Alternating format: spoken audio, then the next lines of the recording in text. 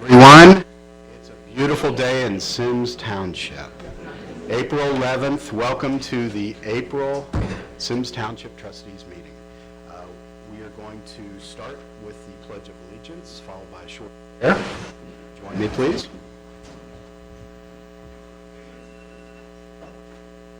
I pledge allegiance to the flag of the United States of America and to the republic for which it stands, one nation, under God, indivisible, with liberty and justice for all.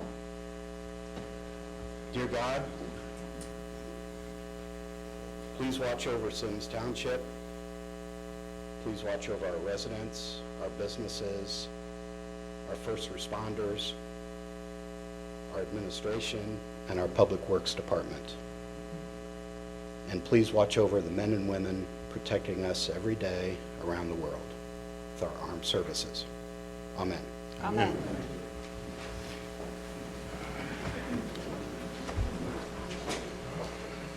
Roll call, please. Ms. Lees? Here. Mr. Beck? Here. Mr. Bryant? Here. I move approval of the agenda. Second. Roll call. Ms. Lees? Aye. Mr. Beck? Aye. Mr. Bryant? Aye. I move approval of minutes, regular meeting minutes, March 7th, 2023. Second. Roll call. Mr. Beck? Aye. Mr. Bryant? Aye. Ms. Lees? Aye. Fiscal Officers Report. Okay. And our, Turn my stuff on. I think we need to mention where Joe is. We're going to mention where Joe is. oh yes, sorry, Joe couldn't be with us tonight. He's on vacation this week. So I will be filling in his place. In our checking account balance, we have $9,993,432.95. In our HRA account balance, we have $11,511.03. In our meter investment account balance, we have $8,274,717.72. Under revenue to date, we have taken in $5,018,759.58, which is 41.994% to date. Under our revenue budgeted, we budget $11,951,159.86. For our 2023 appropriations, we have appropriated $16,036,177.29. Under our expenditures to date, which is 15%, we have spent $2,428,683.17. Under the payments for March, it would be $690,013.93. Under major fund balances, the general fund has a balance of $2,972,201.47. Under the park levy, $657,119.35. Under the Rossi Park levy, we have $554,727.60. In the police levy, we have $1,177,232.77. In the fire levy, we have $882,158.87.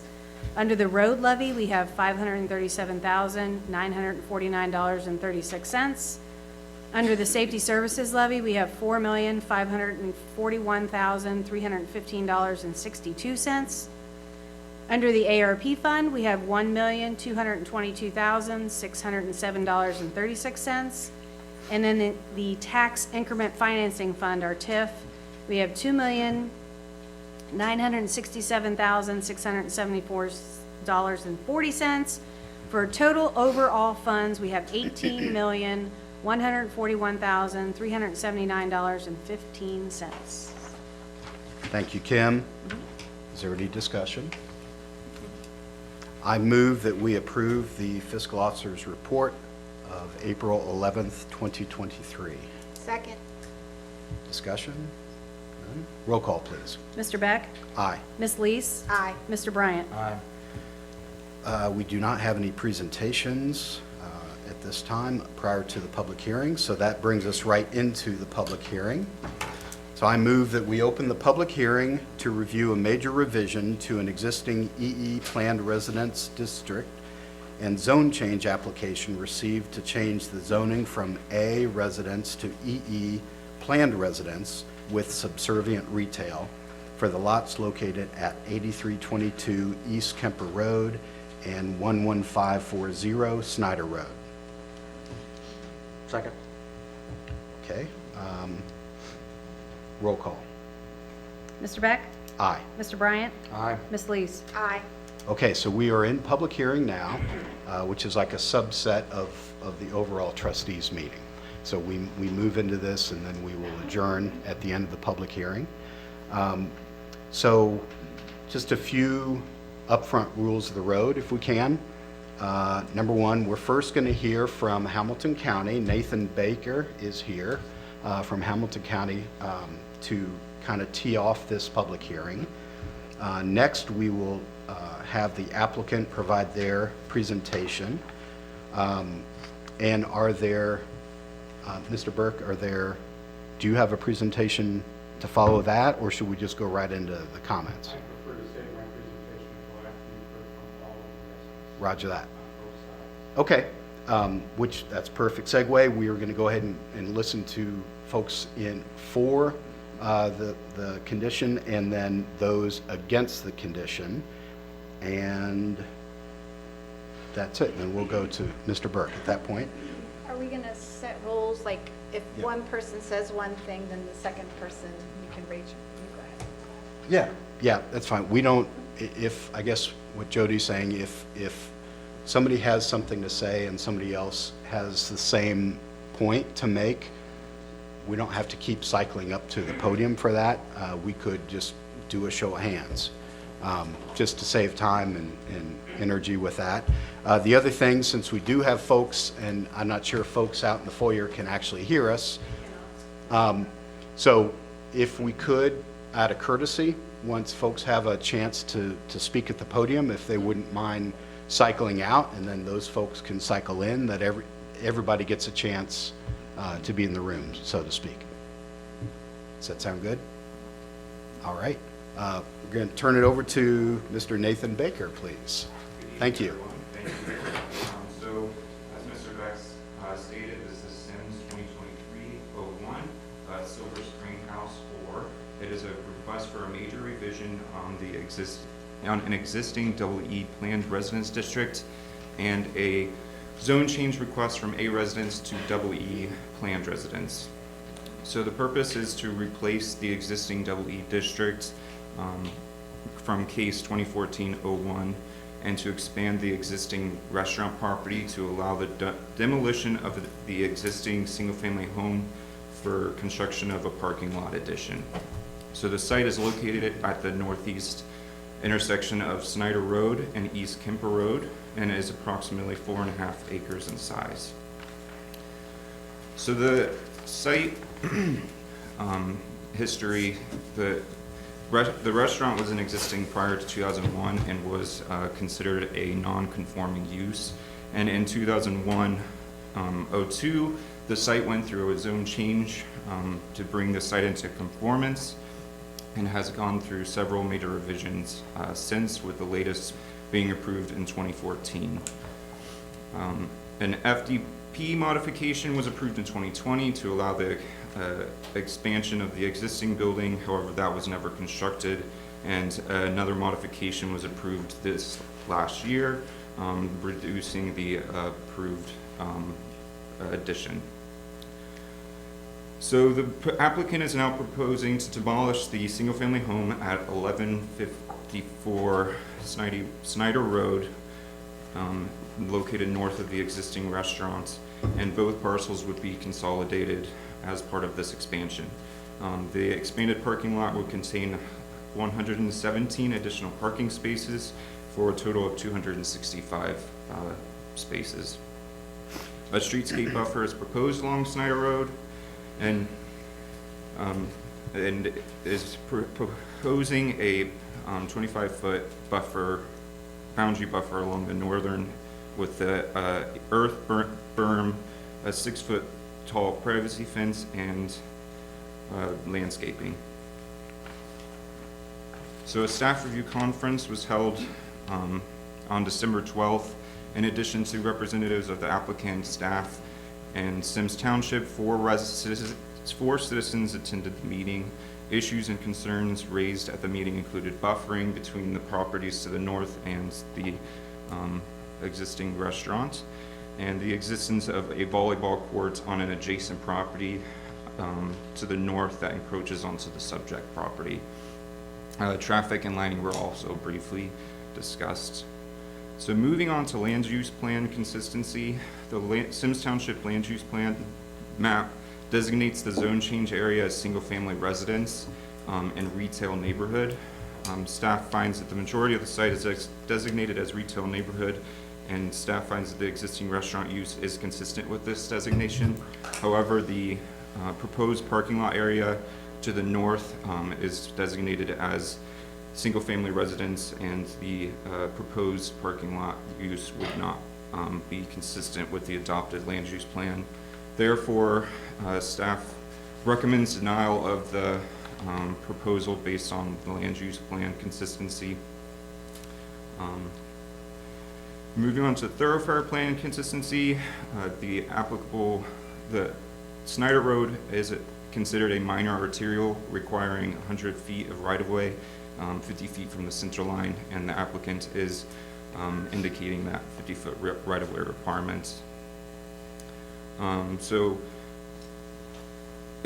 Per the staff report, the applicants were initially proposed a 17-foot boundary buffer along the northern property line.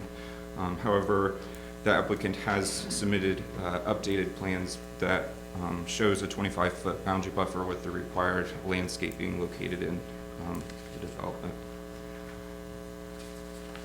And as mentioned, there was an adjacent volleyball net located at 8317 Petrillo Lane, and the applicant is indicating that on the site plan, and staff would recommend a condition to allow the encroachment of the outdoor play area in the area shown on the site plans, if approved. And as mentioned, the site is the existing restaurant is an existing double E planned residence, and if approved, this zone change would actually replace that 2014-02 case. Therefore, staff recommends, if approved, to bring forward the 3 variances related to setbacks, streetscape modifications, and a loading space requirement. And staff would find that this would still be necessary as part of this request. So that kind of goes over the general proposal. I'd be happy to answer any questions. Questions from the board?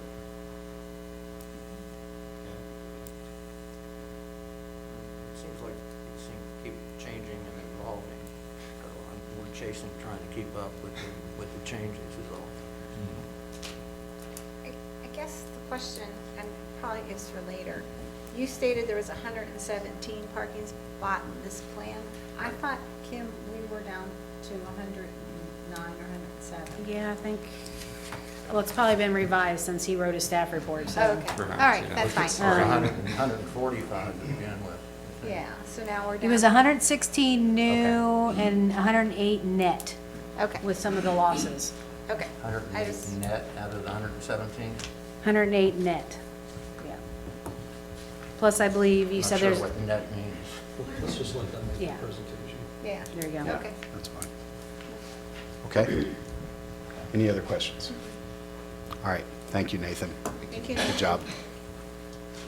All right, with that, we will then roll into the applicant's presentation. Hello, trustees. My name is Brian Dowell, Cincinnati 99 Contractors at 7143 East Kemper Road, representing the Silver Spring House as the applicant. Just to kind of correct the parking, we have 105 net. So what 105 net means is that we had 125, all right? And then we lost some because we had to put aisleways, right? And then the net result of that is an additional, above everything else, 105. So once we go to that 105, add on the existing parking spots that are still left, we get 265. So, So that number's the same. So the Silver Spring House will have 265 parking spots. total. Okay, thank you. How many, let's see, zoning and planning, how many does the footprint of the restaurant require as a minimum?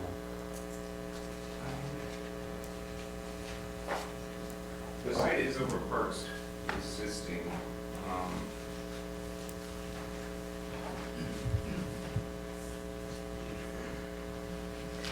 I think it met the minimal, right, Kim? Yes, but it's definitely over Yeah, I want to know how the much minimum over amount. capacity. Okay. Or over minimum.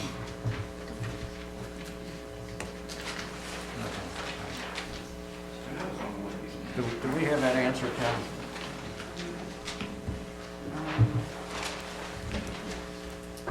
Nathan, do you need me to run upstairs and get the code? Nope, the requirement Thank you. is 108, is the requirement by the code, For the entire footprint as it now exists? as it now exists, Okay, yes. all right, But thank that changes with the culture of the way, the Silver Spring House patrons come. And that's minimal that- requirements. Minimal Minimal. requirements, correct. It's Okay. minimal requirements. So if I subtract 105 that you're talking about net on the expansion from the total of 265, that says we have, what, 150? You actually have 160. 160 Okay, now, currently, currently. okay. So when it means minimal, that's what the minimum amount that the county wants for the parking area, correct? But generally speaking, I don't want to speak out of turn, I'm just trying to make sure I understand this, that businesses put more than minimal, Yeah, right? Yeah, Okay. can't thank you. operate the business if you're Right, below the I minimum. just want to make sure I understand that, okay. All right. So we're going to be doing a multi-stage presentation where different individuals will address concerns and comments that have been previously voiced. At the end, if we haven't addressed any of your questions that you still have, we can answer them then. I first want to point out the differences between the original proposal and the current proposal we have before you now. The reason for the changes is to address the concerns of light, noise, aesthetics, and stormwater. So I'm not going to go through some of the stuff as Nathan already went over, but we do have a 6-foot fence that used to be here.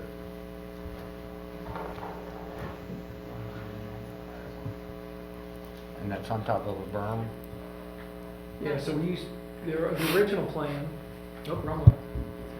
The original plan There you had a go. fence just right there. Okay. Now our initial plan, now go to the next one. The new plan has the fence right along here. So we've basically incorporated this whole entire area with the fence. Okay? So from here, up here, all the way over here. So before we just had it here, now we have it all the way around the parking to help the headlights and then screening from the adjacent neighbors. Where is That are about 10 foot back from the property line. So we have them even more further back. So in some of them are .1 and about 20 foot back. So it's even less light than there was before. And how And- tall are yeah. those, did you say? Had the same How tall question. or what? The candles? The light poles. The light poles are going to be a 3-foot base plus 12-foot light, so total 15 feet. Okay, all right. That's what was in our code. And they have shields? They have shields, they're all shielded, yep. You got it.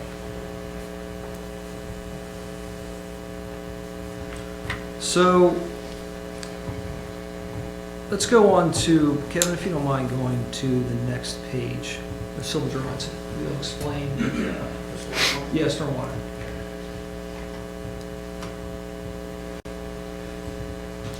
So what we've done is put a detention pond here, which basically holds a little bit of water for a little bit of time, and then lets it out slowly in here. So all the storm water that's going to be collected here will go into the curbs and gutters, go into the pipe, and go out. The only place that we didn't have before, that we have now, is a trench drain or a French drain that runs all the way around here. That way, if any water runs off here, it's going to run into this drain, be collected, go through the catch basin, and go out. So literally, by this design now, no water will run onto any adjacent properties. I know they were concerned about that because it's flat It lays wet a lot back there, Okay. and that should totally mitigate that issue 100%. So you said that is a French drain? Yeah, so basically, Perforated it's a pipe. perforated pipe that goes Below underneath the grade. ground. It's got, you know, rocks around it, and now the water will percolate through that. It's that dash line right there, so it goes all the way across Mhm. the property, northern property, and then pipes into here, pipes into that catch basin, which then goes into the stormwater detention pond, and then goes out. Okay. And how does this, so we're like right there on the screen, are we looking, okay, so yeah, it says EX, so that's existing detention. Yeah, So is that getting bigger or the it same is getting size? bigger. Is it moved, like, longer? It's going to the north, Okay, yeah, it's going from here up to there. okay. The majority of the water will be here. Mhm. So it drains to the Mhm. south? Right. Okay. The whole site drains from north to south, and really, do you mind zooming out just a little bit, Kevin? It drains, right now, currently, the whole site drains this way. So from Snyder all the way down, so now, if we collect it all right here, and then take it in here and out, it will not affect the neighbors one bit. That's 100%, it won't affect the neighbors. 100%. Okay. Every single piece of stormwater will be taken away from that area. Would you mind zooming out just a little bit so we can see the north boundary line? Thank you. Okay. So there are inlets throughout the parking expansion? It's all drains right here. It's slopes? This site slopes from high to low. That's Got the it. way the natural slope is. Okay. So there's only one catch basin there? I believe there's two. There's one here Okay. and then one here. All right. Okay.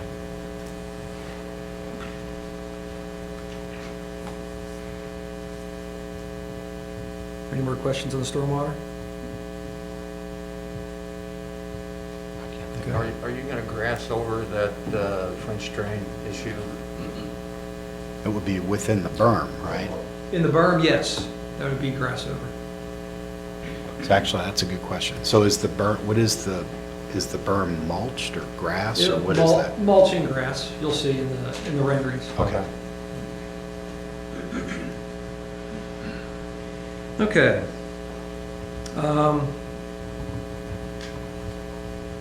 So as far as the landscape plan, we'll go to that next. We've dramatically increased the landscape plan.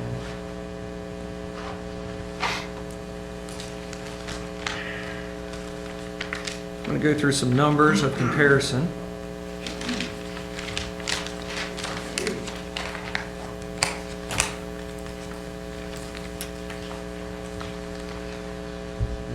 The original design was pretty much done to minimum standards. And we have like 38, 89 trees and bushes.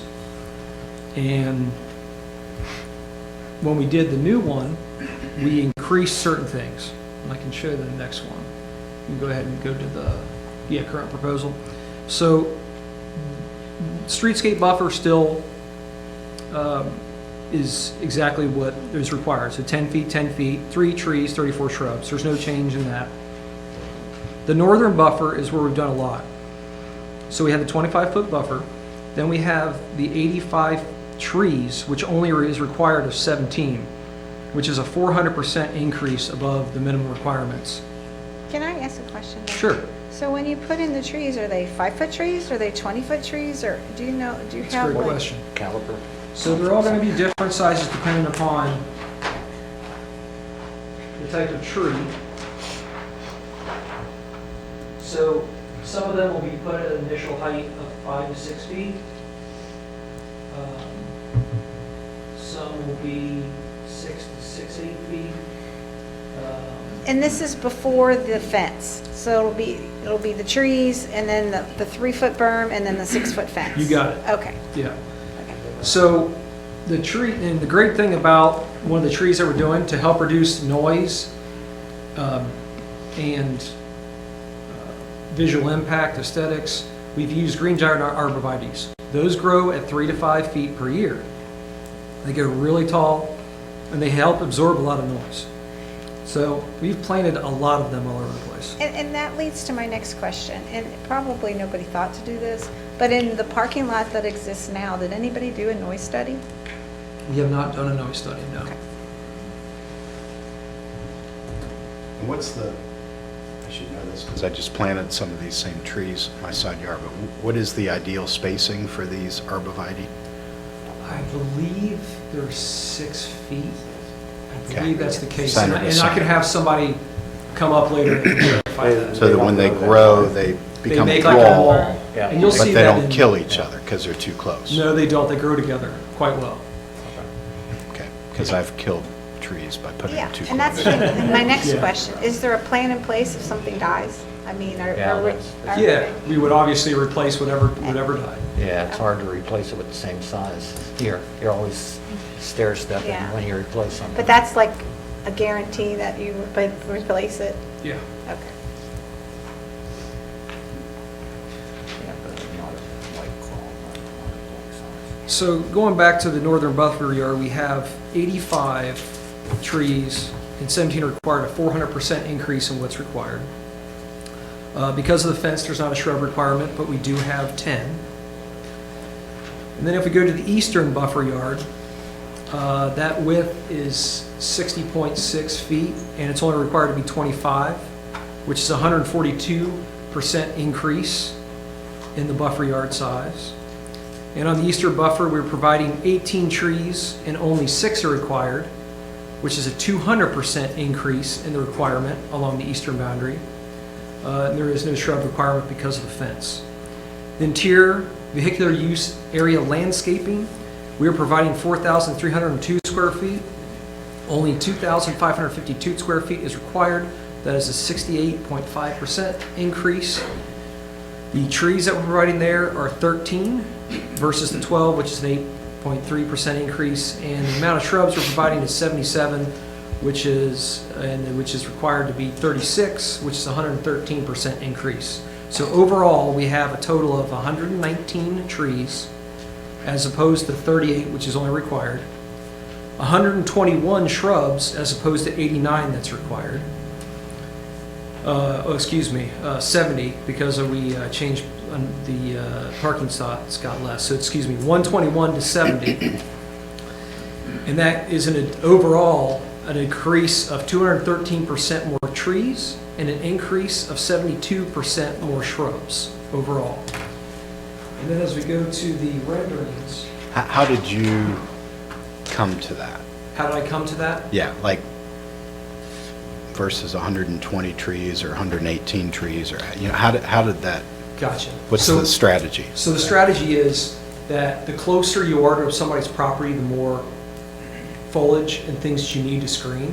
Mhm. So like the northern edge, we've got it 25 feet away from the property line. So therefore, we need to pack in more trees to get it to more screening, more dense. That's why we have 400% along the northern. Then the eastern, we have a 60-foot yard as opposed to 25. Okay. So that way, we don't need as much screening, as much dense foliage to be able to adequately screen that and to provide a nice distance between the residents and the parking. So that's the rationale behind that. And I'm sorry, when you say 25 feet and 60 feet, what is Yeah. that? That's from the property line To to the where? parking. To the edge of the parking? You got it, Okay.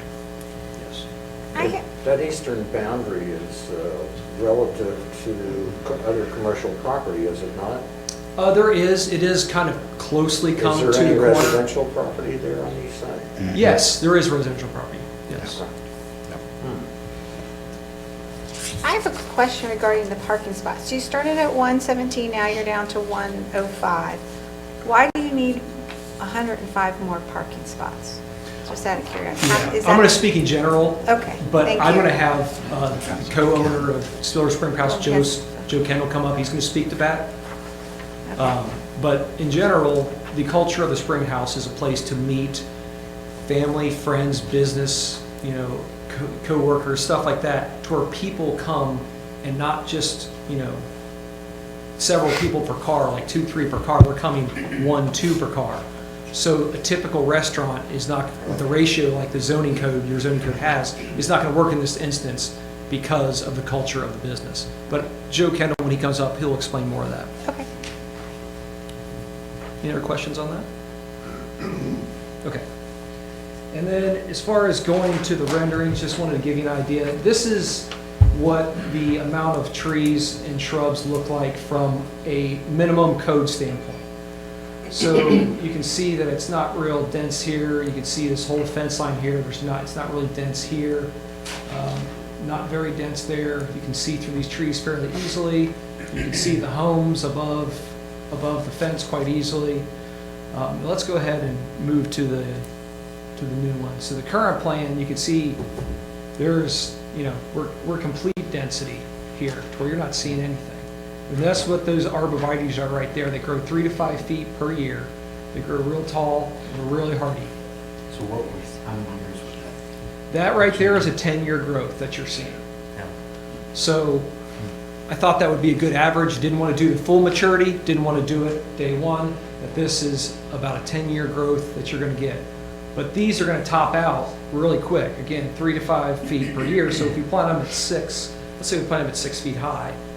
So, let's just say, 5, 10, 15 in 3 years, or additional 15, you're already at 20 feet with these just in 3 years. So that's why we chose these trees, so we can mature quicker. And behind them will be a 6-foot fence, is that right? Yes, and you can't see that fence right now through that area right I there. forgot. Yeah, so like if you look from the parking lot side, you can see all those arborvitaes. That's what that row is right there. You can see all that. Yeah, go ahead and zoom in. That's fine. And is that fence solid? It is solid. It's a solid vinyl fence, yes. So that's the initial minimum landscape requirements. And then this would be the over and abundance requirements. The only reason you're seeing a gap there is because of that volleyball court that's there. We're allowing them to come in, encroach on the center of Silver Springs House property to be able to get that. And that's the only reason you're seeing a gap there. And how was that color of fence selected? The color of fence was just something that we thought would be aesthetically pleasing. It's just an off-white. I believe the residents would like it to be tan, but we don't have a problem with that. I mean, it could be theoretically one color on facing the residents and That's one true. color facing the business. It could possibly. Typically, those things come in a solid color on Yeah. their boat, but, yeah. But So again, ideally, try and find a color that Yeah, everybody, and I honestly is don't think comfortable that, with. whatever the residents would want, I'm sure that Silver Spring House would more than be willing to provide. Go to the next one. And this is with minimum landscape requirements. This is looking a shot looking from the northeast from the restaurant. And then you can see again, the dense foliage. Again, there's that gap that I'm pointing out to you where the volleyball court is. Then you see complete density and screening. Go ahead. This is just an aerial view. This is what it is on the initial plan, to where we don't have the amount of density, and here it is. You can see how much more we have right there. Would you mind going back one slide? Sure. So does that show the fence there? It does. It's kind of hard to see, but it's right there. Okay. So the trees are on the Silver Spring House side, right? The trees are on the Silver Spring House side, but they're facing the residents. So the residents get the view of the landscaping, And then the and then fence. the fence is the view of the Silver Spring House. Okay, thank you.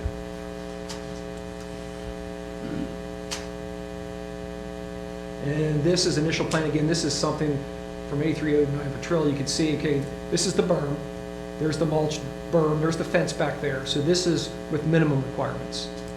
So then we want to change it to better, so you don't even see that. So again, much And more that's the denser. resident side. That's the resident side, yes. This is the volleyball area. This is with the minimum requirements. And then this is with the current requirements that we have. You can see a little part of the fence just right there.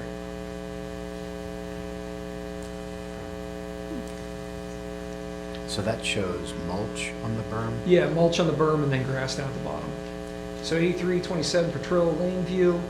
Again, this is minimal requirements. You can see the fence. And then we put up all those dense trees and you can barely see it. And you'll be responsible for mulching Yes, every year or whatever. yes, And weeds? yes, all that. Again, this is from 8343 Petrilla. You can see this is across the detention pond. The detention pond will be right there, just a grass field. And then you'll be able to see the fence, and then then you get the more dense arborvitae's in it, and it starts to go away. Do those show the shrubs? We don't have shrubs on that location. Oh. That's not a requirement, but Oh, we okay. could put shrubs in. But yeah, it's not a requirement. Okay? And I'm sorry, could you go back facing north? I guess Bacchus. So does that show the shrubs in those views?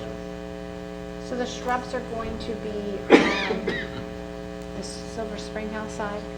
Or no, they'll be on Maybe the... on the No, neighborhood all side. the All the landscaping is is going to gonna be- be, with the exception of the interior vehicle use area landscaping that's required, all of that landscaping will be on the, facing the neighbor's property. He's asking where the shrubs are versus the trees. Are there Oh, my shrubs bad. shown in the renderings?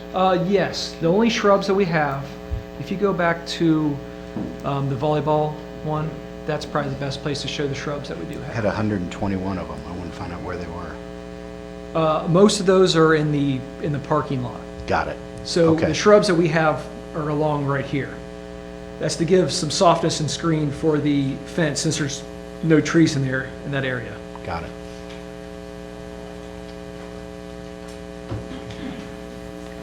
So when we're looking at circles on the plan, is it safe to say all of, or most of those are arborvitae circles? Yes, yeah, if you look at, Yes, can you go back to that? go back, probably the best one to look at, Kevin, would be the colored site plan, the current one, yeah, all the way to the beginning. There you go. So, right here, see that kind of swoosh in and out? Mhm. That is the line of arborvitae's, almost creates a continuous kind of fence in itself, Okay. right there. And then they're broken up in, in these pods with some other deciduous trees. And then this one is almost a continuous line with the exception of a few deciduous trees mixed in. And the shrubs are in the islands. Yeah, excuse me, the shrubs are in the islands here, Mhm. here, and then here. And I then see. the volleyball court, can you, like, there's Yeah. going to be no fence there, There's a fence right here. right here? So you're Yes. moving the fence. No, I mean, but the fence is there, and then it comes, Explain why the trees are going, why is it? okay, Yeah, I so- figured it out.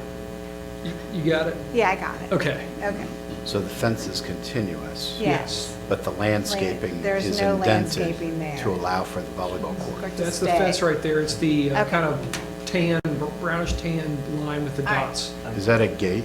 That in is a the gate. fence? I don't even have my glasses on. So that's, That in case a ball gets lost over there, they can go through there. speaking of this plan, so at one point, because I was reading all of the regional planning notes and then our planning commission, or zoning commission, I'm sorry. So there was concern about a runaway car. So if you do the parallel parking, does that alleviate that concern? And at the other side, if you get a runaway car, it goes down into the ditch. Right, into the detention pond, right. Correct.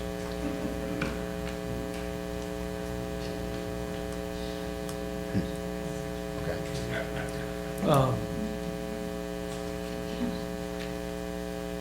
Do you guys have any more questions regarding that? You said something about the deciduous trees along Mhm. there. The big circles. Yeah, the big The circles are circles. deciduous trees, right there. Those are part of the landscaping plan, they're not existing? They are not existing, no. Okay. And what caliper or what are you planning to put there? I believe.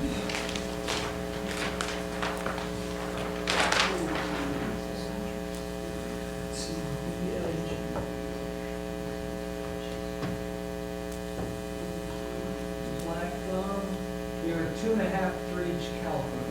They grow 40 to 50 foot high, looks like. With a 20 to 30 foot spread. Takes Three. a while, but not as fast growing as Yeah, it won't grow as quick as the arborvitae's, but.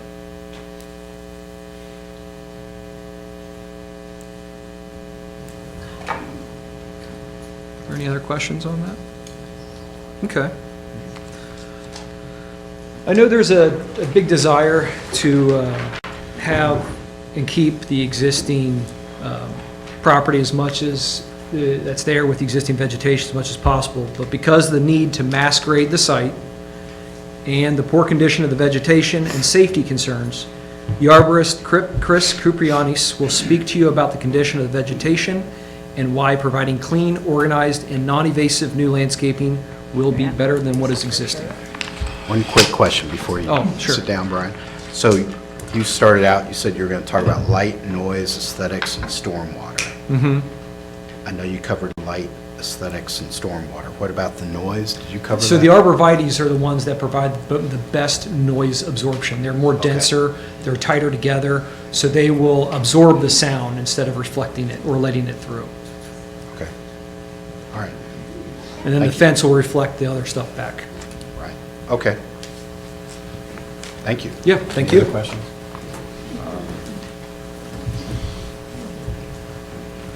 You can always come back. How you doing? My name's Chris Kuprianis. I'm the owner of the TC Group. We were asked to walk the lot as it exists right now and render our opinion kind of about the health of the trees and the natural state of the ground, everything like that. We've done site prep for people, you know, in terms of coming in, clearing trees, sites, root balls for new construction. So what we did is I brought my arborist, Adam, and we made a couple visits to the site where we actually counted the existing trees and then took a look at the health of more of the mature trees, you know, the 40, 50-year-old, 60-foot tall, majority sugar maples, but there are still, unbelievably, still some ash trees on there. They're not alive, but they're still on there. The majority of the trees are maple and some evergreen trees, and we kind of walked through and looked at all of the trees, the way they grow in a dense forest, you know, seeking sunlight versus an urban environment of what we're talking about here, whether it's residential, a parking lot, a park setting. It's an urban environment, it's not the deep woods. So what we did is walk through from our opinion of it and said, which trees do we deem safe if you were going to do anything? Let's say you just put a park in there. The trees that we felt they had to go. Whether you destroy the house that's there because of its shape and build a new single-family home, multi-family home, parking lot. That wasn't our agenda. Our agenda was if we had to come in here for somebody like CUC and give our opinion, this was our opinion. It's pretty short. You know, it's a 2-page rendering. I believe you have it. Everybody has the 2-page rendering, to where we kind of walked in from the street, which is the west side, and through. And the majority of the trees, we are asked to count the trees that we found. And a lot of the trees, especially the sugar maples, I don't know if anybody deals with sugar maples in their own home, a lot of times they come out with what is multiple trunks, codominant stems. And what we found through experience, you know, is the cracking and fracturing as the trees get large. For the first 20 years, that's not a very big issue. But as the trees grow, the canopy, the direction of the lean, where they lean away from each other, and the rot that gets in between the codominant stems becomes an issue, you know. And I think with the majority of these larger trees, they're not in good shape. They're already cracking and breaking at the top, falling on their own. And there are some trees that, because of their lean, because of the root rot, because of the way that property really lays wet, and they sit in water. Maple trees love water, but there is a point to where too much water with too large of trees, you end up with trees on the ground, and we noticed a lot of that in this small property. I think there's a lot of maintenance that needs to take place. That because there's no resident there, there's no maintenance. You know, just like at your own house, you see a lot of treetops. These are dead trees. They're just still standing. They haven't fallen yet. There's some more to the edge of the property line. Again, whether they're on the homeowner side, whether they're on the 11,540 side, these trees are not very straight up and down and are not in very good health. So you can see trees already on the ground throughout this picture. They're just falling on their own. It's only because they haven't been maintained like you should do in a residential setting in an urban environment. So if this was the forest, of course this would take place, but there's really not that, if they're not hazardous, the tree falls in the forest, who cares? If it's our opinion that the majority of these trees, there are still, like I said, there's still ash trees. There's 2 ash trees up here. There's mixed in ash trees throughout that are dead, barkless, and they will come down whether they're cut down mechanically or whether they just fall and blow down on their own. So, I'm sorry, not to interrupt. Did you say that there are ash trees, but are some of them alive? Or No. they're all dead? they're all dead. The ash trees are dead. And it's pretty much the ash borer has chewed through them. I think there's maybe 2 ash trees that we found that still have bark, but I don't think that's very long-lived. I think they will start losing their bark as well. Okay.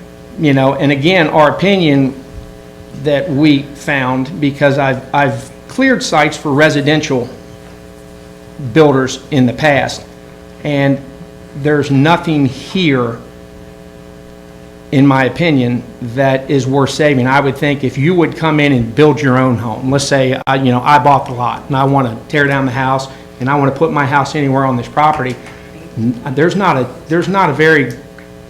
chance of me keeping these trees underneath the house that I was getting ready to build. And that's the perspective I took, not a parking lot perspective, but if I came in to build my own house on this land, there's already existing tree limbs on top of the house that's there.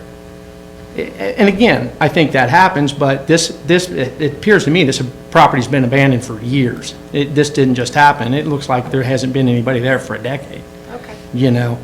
So as we go through the pictures, you can see, like I said, this is a good aerial view because you can see the tops of the trees. But as we progress through the slides, again, here are trees that are falling on their own. That is part of a co-dominant tree that it just split at the base into an existing ash clump that is coming down. It just hasn't come down yet. And as you look in the back, you can see other trees on the ground, and you can see along here where there's pine trees. These are the type, when you were asking about the spacing of the arborvitaes, these are just general white pines. So white pines and ponderosa pines, spruce, those really are critical that you get the spacing right, because you plant them when they're 8 feet tall, and they need probably a 25-foot separation because they are going to get 30 feet tall.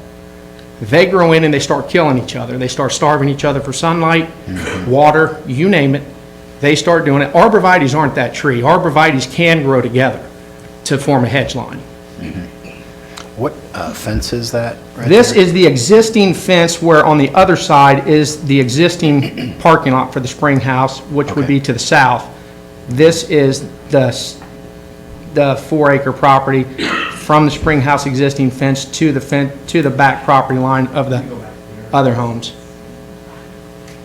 Yeah, this is the fence right here. Okay. So that picture was taken somewhere, right in here, looking that direction. Okay. And then, also in the report that we gave, back in the back here, there are a lot of maple trees, and I'm going to say it's dominated by maple trees. There's a sycamore tree here and there. The majority of the trees in the back are maples, and you'll see in the sheet that it's a classified invasive species. Now, pear trees are now invasive in the state of Ohio. You can't go to your nursery and buy pear trees. They're doing away with them because they sprawl, and they take over and kill every other tree plant in their environment. Honeysuckle is already along that list where it's invasive. And besides all the honeysuckle, it's kind of hard to see here. Besides all the honeysuckle, you have maple trees trying to reseed themselves. So the maple trees dropping and reseeding. So where you once had one maple tree, you've probably got about 150 saplings back there. We're talking 1-inch caliper, really small saplings, the majority of which aren't going to make it because they're all going to fight each other for sunlight. In this situation, not water. There's plenty of water back there. But they're all going to fight each other for sunlight, and you're going to have a lot die off. And the ones that do make it are going to fight and compete for the sunlight of the mature trees. That's why in your own yard, you've probably seen trees grow crooked, straighten back up. They just all try to fight to get that sunlight. But even here, you can see the trees that are falling in this whole back area. They're growing crooked. There's a straight one here and there, but I believe that's an ash tree. It just hasn't fallen over yet. And this back here is dominated by honeysuckles. I did the best I could to tell you how many clumps of honeysuckle there were. Once it got back into the swamp, I did it more from a distance, counting, than actually walking up to them. We deal with honeysuckle all the time. Yeah, we remove honeysuckle all the time. That's a big Us deal. too. Yeah, So- So we understand. Yeah, Okay. and So none of the trees are worth saving? well, when you're That's the looking at point. these mature trees, you can see, you can see right there, that this ash tree is dead. This tree, the angle of the tree, I believe that is, I believe that's a sugar maple, and that's just part of the codominant stem.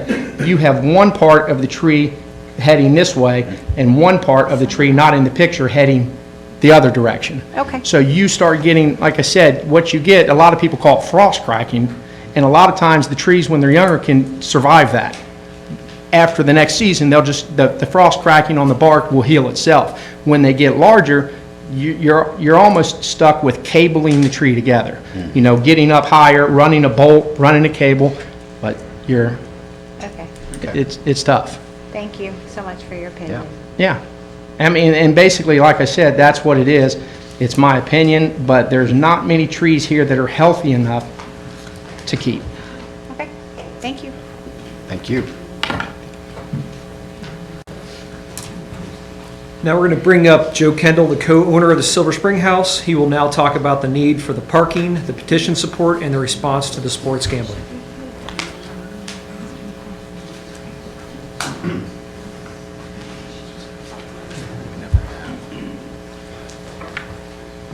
Good evening. Hello. Sorry, I haven't been talking for a while.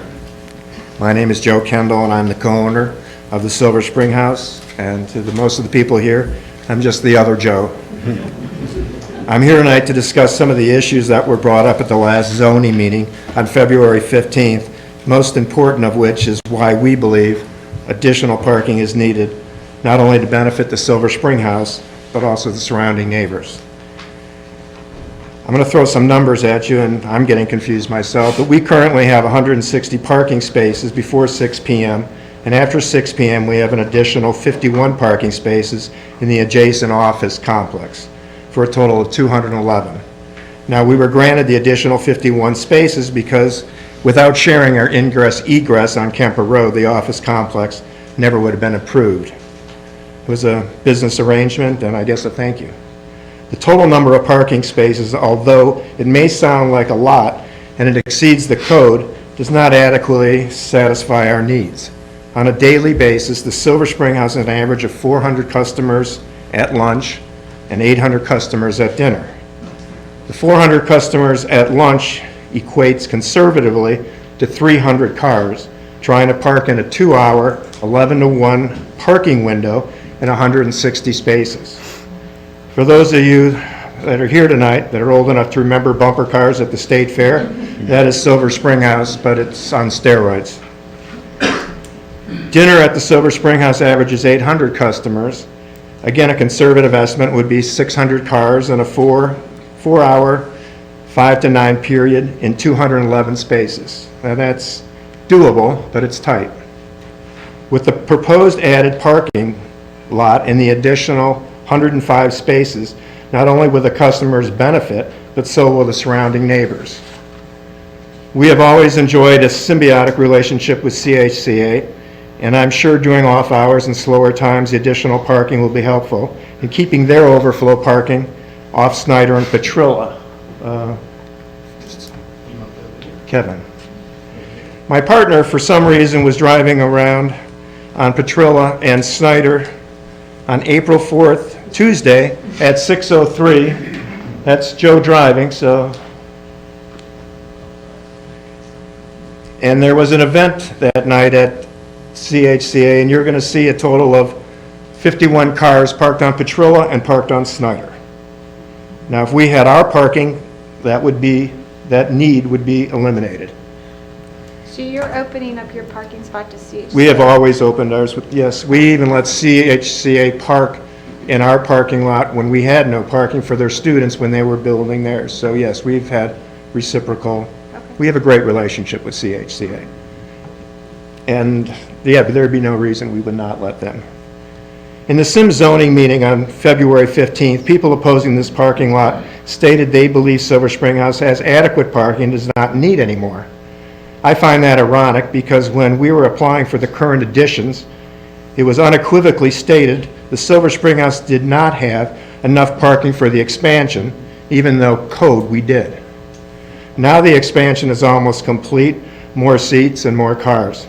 I have the minutes of the Symmes Township Zoning Commission regular meeting on October 21st, 2020, and this time I'd like to read from those minutes.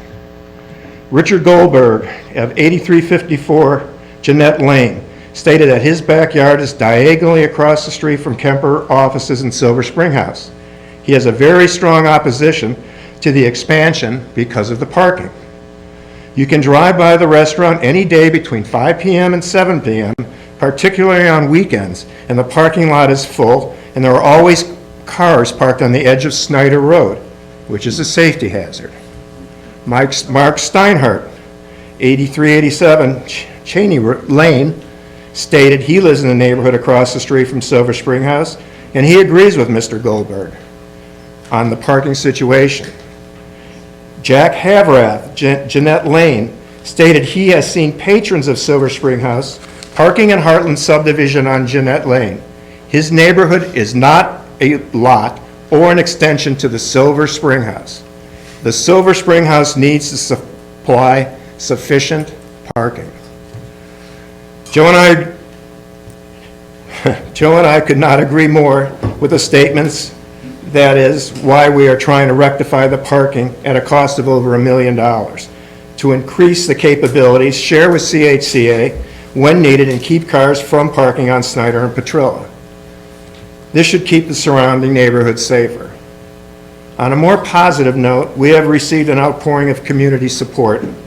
We have received 556 petition signatures, an additional 1,078 online petition signatures. Of those signatures, 138 are from the residents of Symmes Township.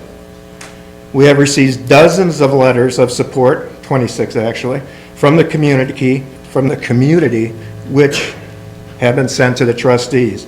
I also have this, which are, since last Thursday when we sent that to you, we have 6 new letters and more than 37 online signatures. So I could pass that up to you later if you'd like.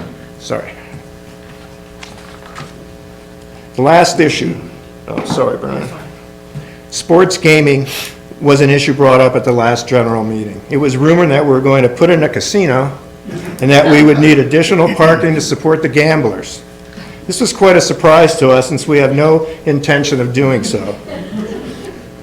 From December 1st of 2022, in its conception for gambling, to April 6th of 2023, our total sales, which isn't just ours, I mean it goes to the lottery, for sports betting is a whopping $1,617.33. So what it is like a Keno machine? Yes, that's all it is. Okay. And it's done by the lottery, and we have 2 Keno machines. Well, I was going to go to there, but that's fine. We have 2 Keno machines in the restaurant. Sorry, I can't. And we No, you're plan on not increasing that.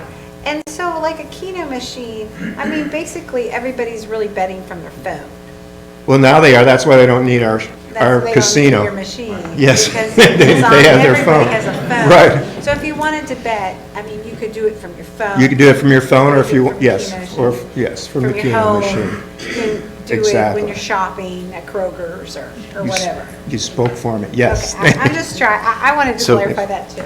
Let me, Sure, I don't want to put words in your mouth, but that's it, this is a concern that has been brought up. right. Are you willing to put something in writing that, I don't even know what it would say at this point, but is this one of those things we could find a meeting of the minds between the adjacent residents and Silver Spring House saying, you know, I'm not trying to make light of it, but you're not going to become, Hard Rock Casino North. I mean, you want us to sacrifice our $1,600 that No. we've gotten in? No, I'm just saying, we don't want that to. No, it is not. We Blow have- up. No, we have no intention of doing that. Let me see where I was. It was also rumored that betting would cause the Silver Spring House to extend its business hours. So Okay. what are your business hours right now? Well, we have a license fee open at 2 a.m., but we very seldom make it. We're a bunch of older people. We have an older clientele. There's hardly anybody in there by midnight. Not going to say ever. I don't remember the last time we were open past 1, not even for a special occasion. And if you ever had noise complaints from the residents in the past? Yes. Okay. When we had our big celebration one year and we had bands in the parking lot. It was during the day, not past 10 o'clock at night. And are you going to put bands in the parking lot? You need the anymore? parking. No, we do that very rarely. No, we do Okay. not. And if they would be in the parking lot, they're not going to be in that section? No, they would be in the building, they wouldn't be in the parking lot. It would be, we don't like it anyway, it takes up space. So we do not, we do it occasionally, but we don't do it past 10 o'clock at night. that We would be just like a regular neighbor. Does that require its own permit? Yeah, I was Like a gonna special say that event too. permit or whatever? No, it's just something we've always done for the neighbors, and most of the people, they don't want us to go out past 10 o'clock anyway. Does that require a permit for a band in the parking lot? I don't know, I'll have to ask Nathan if they, I would think that it's part of their zoning, but I don't. We've only done it once, it was for our 20th anniversary. We don't have to do that again. Something that could be put in restrictions or whatever. Could. But it was also brought in with this, with our casino, we would extend our hours of business. We do not ever expect to extend our hours. We've been proud of the fact that we are, and always have been, and always will be, a family restaurant. Sports gaming is just, it's lottery sales, and it's Right. hardly a casino. Okay, the increased parking is essential not because of sports gambling, but simply because of our current business, our current culture of one person, one car, and current expansion due to opening in May. Why didn't we consider parking before the expansion? We did. Originally, when our expansion was approved, CHCA was in the process of acquiring this property. They needed it for a storage facility. Our plan was, we were hoping to piggyback with CHCA and use the parking. CHCA's plans changed, and Joe and I knew how important additional parking would be, not only for Silver Spring House, but for the community. So we purchased from CHCA, therefore willing to incur all the costs of the project. That's it. I'd like to thank the trustees for listening to my comments, and now I will turn this back to Brian, unless there's questions for me. Sorry, my glasses are terrible. I can't see you with them on, and, I have to do the same. yeah, I can't see them, yeah. Okay, now I see everybody. Good, thank you. There was also a concern about property values being affected by this parking expansion. And so Nick Moats, a well-respected real estate broker and owner, will speak about case studies and impacts of these types of projects have on a community and the myth of them devaluating the properties. Good evening. Good evening.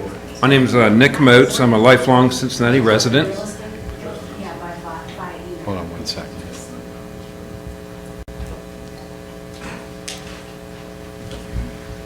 Okay, Evening. go ahead. Lifelong Cincinnati resident.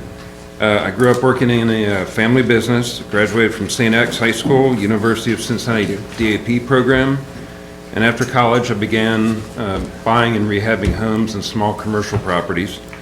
To supplement that, back in 1999, I got my real estate license, and I've been a agent, owner, broker, and I run my own brokerage for 10 years, and I'm now a broker with eXp Realty. I was presented a question from Mr. Finney in regards to the proposed parking for Spring House. Specifically, will it help or hurt property values in the surrounding neighborhoods, residential neighborhoods? Now, I know Spring House very well since every Saturday morning in high school and college, I personally delivered the fresh chicken that's still on their menu. What I didn't mention was our family business was the supplier of chicken for the Spring House, and they were our biggest customer back in the day. So I remember the small stagecoach building, which is now built around. I remember it sat literally in a cornfield, and I remember just the rural nature of the whole intersection at that point in time. But I did marvel even then at the crowds that gathered there on the nights and the weekends. Silver Spring House is what I would call a destination-based business. A destination-based business is one that draws clientele both from within and outside the community. And you're seeing that with what's happening with their business plan. A destination business puts eyes, revenue, and growth and development into the surrounding areas. So to answer Chris's question, I'm going to show you two very similar situations to the Spring House story. One is the Little Miami Brewing Company in Milford, and one is Eli's Barbecue in the East End. Let's look at the Little Miami Brewing Company first. Little Miami Brewing is in Old Town Milford. It draws patrons from Milford, Anderson, Indian Hill, Marymount, and further. Their success brought increased parking, and the overflow ended up in the business district and the residential streets. Little Miami quickly saw the negative impact it was having, and they went into proactive mode. And in 2019, they purchased an additional parcel, which is outlined there on the drawing, to both build an event center and a large parking area.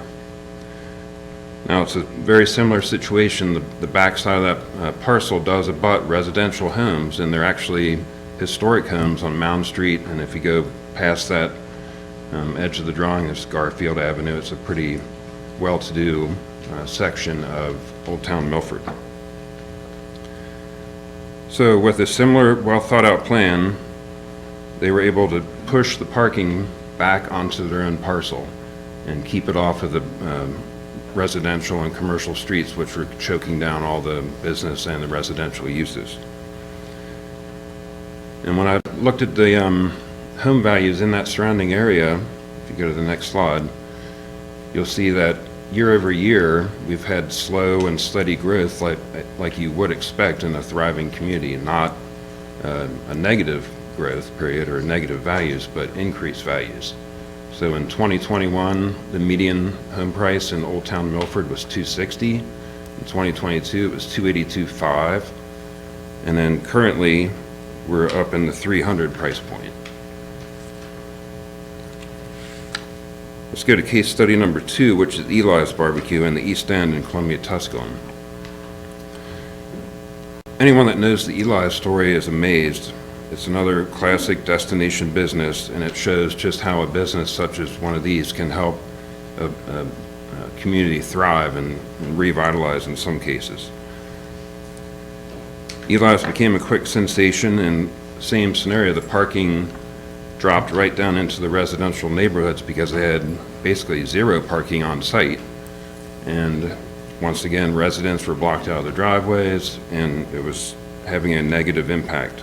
So the Eli's owners quickly saw this happening, and they were once again proactive and partnered with the business association and the city leaders to put in a public parking facility along that Babb Alley in the back. That's currently going in as we speak. I took a look at the residential values in this area, and once again, we're seeing not only slow, steady growth, but exponential growth in this area. 2021, we had median home sales of $303,250, and currently we're up to $400. So once again, we're seeing explosive growth, all the while our businesses are growing and parking needs are growing with them. So the conclusion, commercial and residential uses can coexist. In fact, most new developments place residential uses with commercial uses and parking all integrated. And I think that the Spring House, just like Little Miami Brewing and Eli's, recognizes on the front end the negative impact that's currently happening in the neighborhoods. We saw the overflow traffic on the back streets in that video. They want to pull that parking back off of those streets onto their parcel, and it's going to actually help the residential uses and help the residential values. So to answer Mr. Finney's original question, I think the residential home values in this area will benefit by this design parking. Thank you. Any questions? Thank you.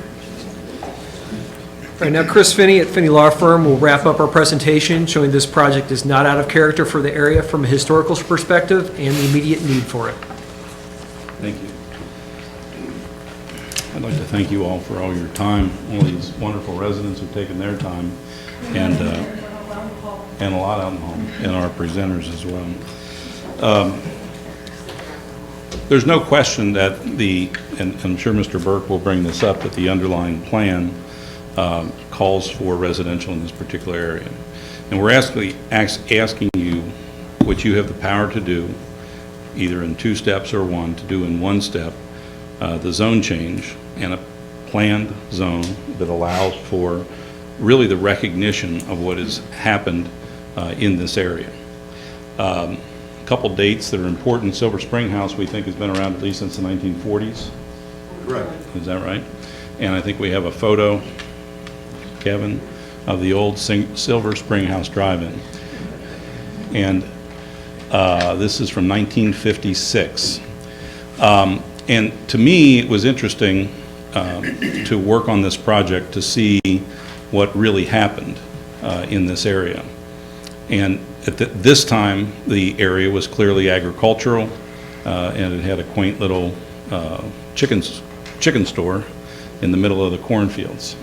And both Snyder Road and East Kemper Road were 2-lane, one lane in each direction roads. And the important part of my presentation is to talk about how this intersection and these properties and this property in specific, meaning the current Silver Spring House property and the parking lot expansion, is clearly not residential or agricultural anymore. It clearly is what I would call institutional and commercial in that intersection. And you'll see that evolution. So let's go forward, Kevin.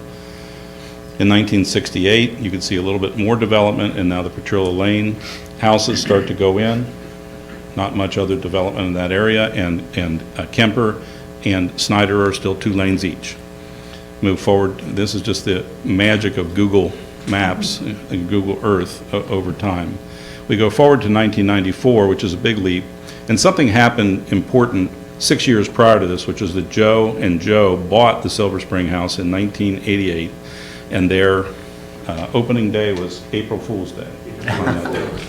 And you can see in the room the tremendous supportive clientele they have, but it's been a wonderful and amazing story of success for them, for the community, for this intersection, which you're about to see.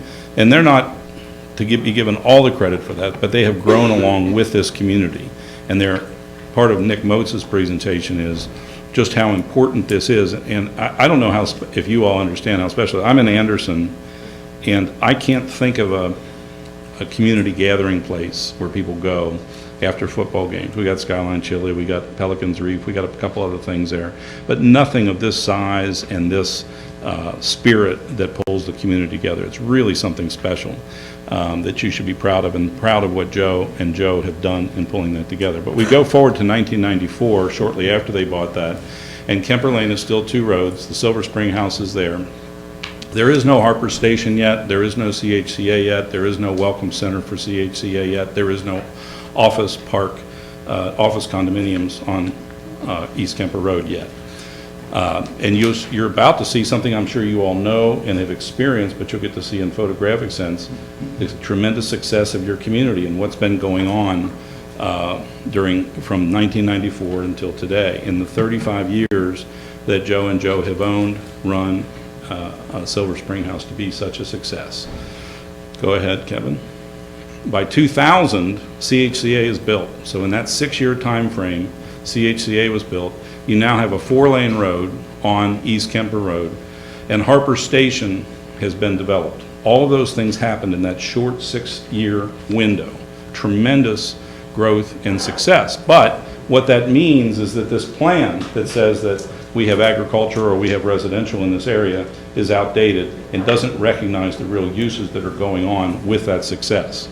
So in 6 years' time, you went from nothing on the CHCA site, nothing on the Harper Station site, I think that's right, yep, and the lane, Kemper Lane, was still just 2 lanes, now 4. It just in that 6-year window, dramatic change. And then from 2000 to 2023, even more development at this intersection. So we go to 2004, 2005, 2006, and you'll see the Welcome House is still not there for the CHCA. Harper Station is fully developed. CHCA is fully developed. And then in 2009, the southwest corner of that intersection becomes the Welcome House for CHCA, which provides important parking that takes a lot of that pressure off of these residential streets. Both to the right there's a larger subdivision, and on Petrola Lane. There's a lot of tension with parking in that area because but they have relieved that now to some extent. And Joe, they moved the student parking from your lot, which you accommodated during those at least 9 years or 6 years or something. I'm not sure.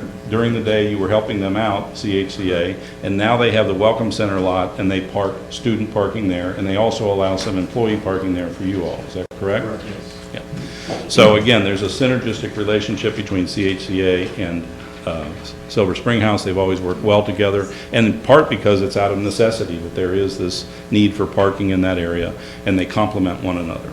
And by the way, one of the things that happens that really hasn't been stated yet is that the parents who, and we have one right here in the front row, whose children go to the Silver Spring House will meet before and after school events, have dinner, have drinks, and meet with other parents. And so they'll park in the Silver Spring House lot, go to a CHCA event. They may park on the streets of Snyder or of Petrilla or in that subdivision over here, but they just go one place or the other.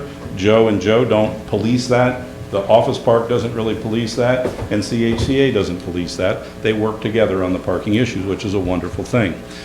So we go forward from 2009 to 2010, 2011, 2012, and now we have the future side of the Kemper Professional Office Park, which is still, by just 11 years ago, was just trees. And we go to 12, 13, and now in 13, the site is cleared for the office park or the office condominiums next door. And we go to 13, 14, and now in 14, 2 of the office buildings are built. And then in 15, the 3rd office building is built, and you have the fully developed office park with the parking. And this is where Joe Kendall tells you that they obtained, I think, another 51 spaces at night as a condition for their zoning. So that gives us an important outlet for those 800 people we have coming to the Silver Spring House at night, and they do park over there, and it's a wonderful help.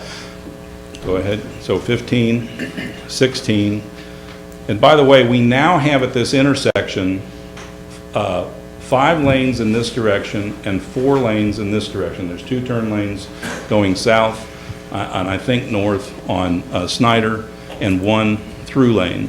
So there's a left lane turn, a right lane turn on Snyder, and then East Kemper has 2 lanes plus a full center turn lane. So we've gone from 4 lanes at that intersection in the 2 directions to 9 in this sequence of photos that you have seen. And I think that's the extent of the changes, but go ahead and go forward, Kevin. 18, 19, 20, 21, and 22. That's a good photo, nice and bright, and then 23. But go ahead back to 94, just 30 years prior. Is that 30 years? 23, 94. None of this was here, and all of us were a lot younger. But we've had your community has enjoyed tremendous success, and the Silver Spring House has been an anchor and a part of that whole time. Now, I think the next thing is, again, the video, Kevin. And I want to walk you through this video because this just came in Tuesday. Now, first thing to note is this was a weekday night at 6 o'clock. A normal weekday night. There happened to be an event at CHCA, but some of these people may have been parking for Silver Spring House, or like I said, they might be doing both for the evening. And it's just the pressure on parking in that area. And Kevin, with his great technology, took us in. This is about 2/10 of a mile. And between Snyder Road and Petrilla, there was 51 cars parked out in front of houses. And I said to Tim Burke and I talked last night, and I don't want to get too much into that, but do the residents on Petrilla enjoy this, that people park in front of their houses? Because this is going to relieve that, at least to some great extent. Didn't get an answer to that. And I would love to hear that tonight, because this is undeniable that this is a fairly common occurrence. It's not, it was a special track meet, it's very. Unusual occurrence. My kids like to see it today, Okay. Great. So go ahead and play the video, but these people are parking in front of the houses on Petrilla, and Snyder, which is a very heavily traveled road, are parking out there in what I think could be somewhat of a dangerous situation. And obviously, the development of additional parking is going to relieve the pressure on the community from this. Just a week ago, this isn't, something that we manufactured or something that we kept in the can. As we were preparing for this evening, we said, wow, there's just, that video speaks 10,000 words about the challenge that Silver Spring House has, CHCA has, and the residents have. And I know from parents of CHCA that they regularly park on the side streets on both Petrilla and the subdivision that's across from the Welcome Center lot. So now we're coming up to Snyder Road, and you'll see both to the left and to the right a tremendous number of cars sort of parked in the berm on both sides of the street. Are you serious? Are you allowed to do that? I don't know if they're allowed to do that, but they do Is there it. another function going on? It was a special track meet. I was going to say, yeah, it's not generated necessarily by Silver Spring House. No, I didn't say that. I think that we don't know where all these cars. I'll tell you what I'll do is I'll present, and then when you speak, you get to present. What do you think about that idea? Okay, yeah. So, but from our perspective, we don't know where the cars came from. But this just shows, and go ahead and finish the video because it goes up and down on Snyder, shows the challenges. And this is something I've been hearing for years from Joe and Joe, and you heard from Mr. Goldberg and others who testified at prior zoning hearings that they felt that there was a parking problem as well. This isn't our words, this is our opponents' words who have said this. And you're now leading right up to the Silver Spring House entrance on the left. A couple other, so the point of that presentation was to explain something that we think is an important part of this, which is you do have a challenge. The underlying plan says residential. This house is not going to stay, and there's never going to be a house built there again. This is not a residential area. It is an an institutional area with CHCA and its tremendous success. The Silver Spring House, the Welcome House, and the office complex there. That whole intersection has changed in character from residential and agricultural over just that from 94 until today. Dramatic change and dramatic success for your community during that time. So we did a drone shot of this, and I wanted to share a few perspectives from my perspective on this. First of all, if you've seen the house and you've seen the condition of the house, it's not going to remain. Nobody's going to renovate this house. This house is going to come down. And then you say, okay, just look at the open area. If you demolish the house, they're saying save the trees, right? Well, there's a huge open area here to begin with, first of all, when the house comes down. Secondly, as the arborist and Mr. Coop, I'll just say Coop, testified, there's really not much to save in the way of trees here. They're junk trees that are back here. So whoever, and by the way, whoever develops the site for whatever purpose anyway is going to take down most, if not all, the trees.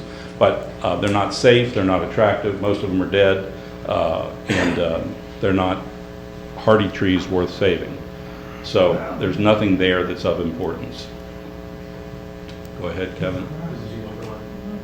Oh, that's the only thing, okay. So what we did to show you, using Kevin's actually Kevin and some other 3D renderist, remarkable technology, is show you what this is going to look like after the development is done. So why don't you toggle back, Kevin, and then go forward again.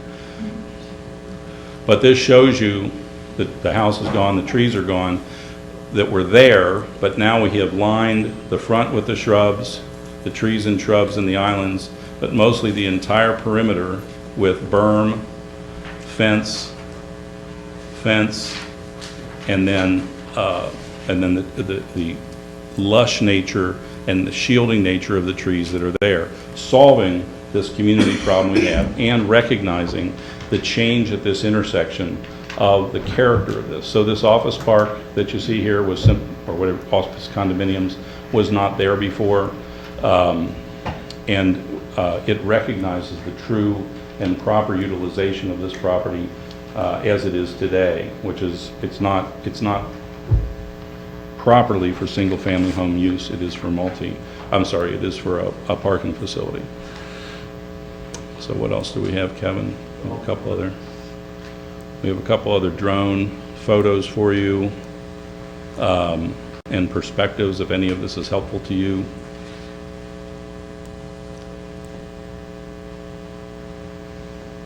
Again, showing the office development, and then we have a live drone video that shows that lot. Again, to me, it shows the barren nature of the center part of that. Once the house comes down, there's nothing there, and the remaining trees, as you've heard from the testimony, we have to save the trees, you know.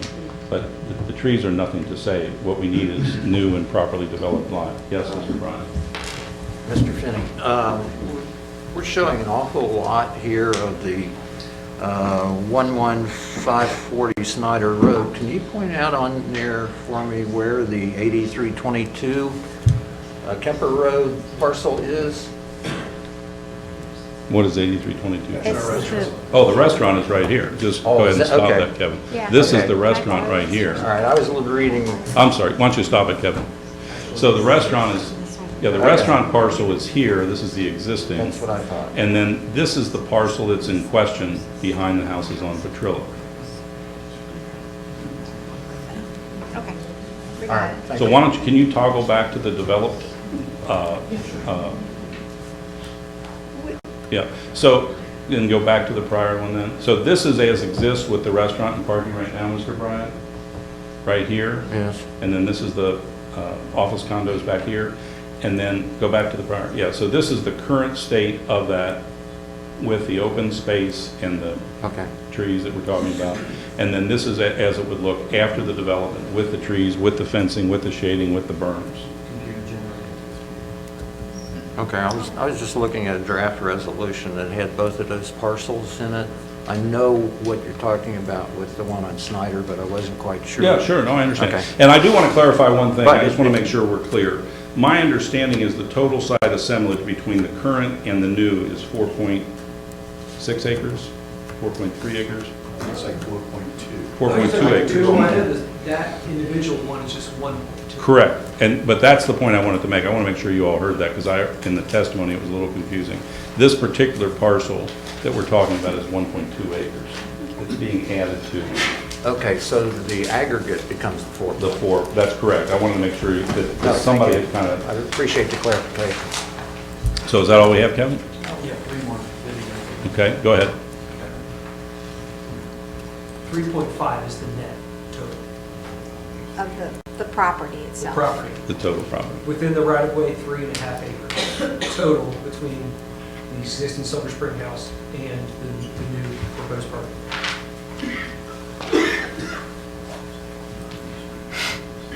Okay. You can go ahead, Kevin. Anything else? Yeah, this again shows those dead trees and this huge open area here that there's, at least for that part of it, not much to save. That's a good enough, Kevin. Thank you very much. I appreciate it.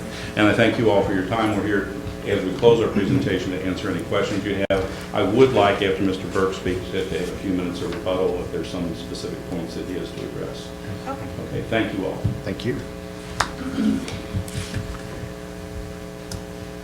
Okay, So, I'm sorry, that concludes the presentation?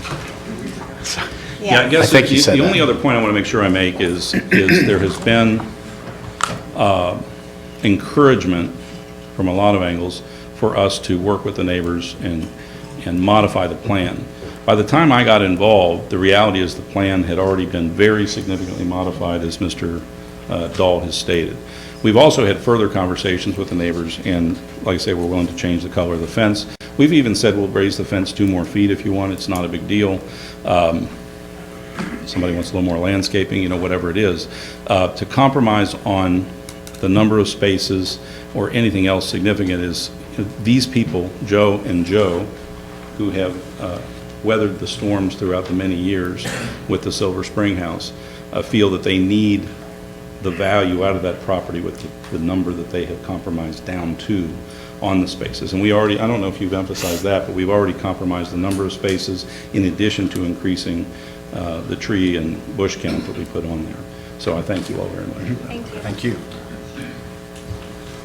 We do have a significant amount of people who do want to speak for this project. Is that Yeah. something that can still happen during this part of the hearing?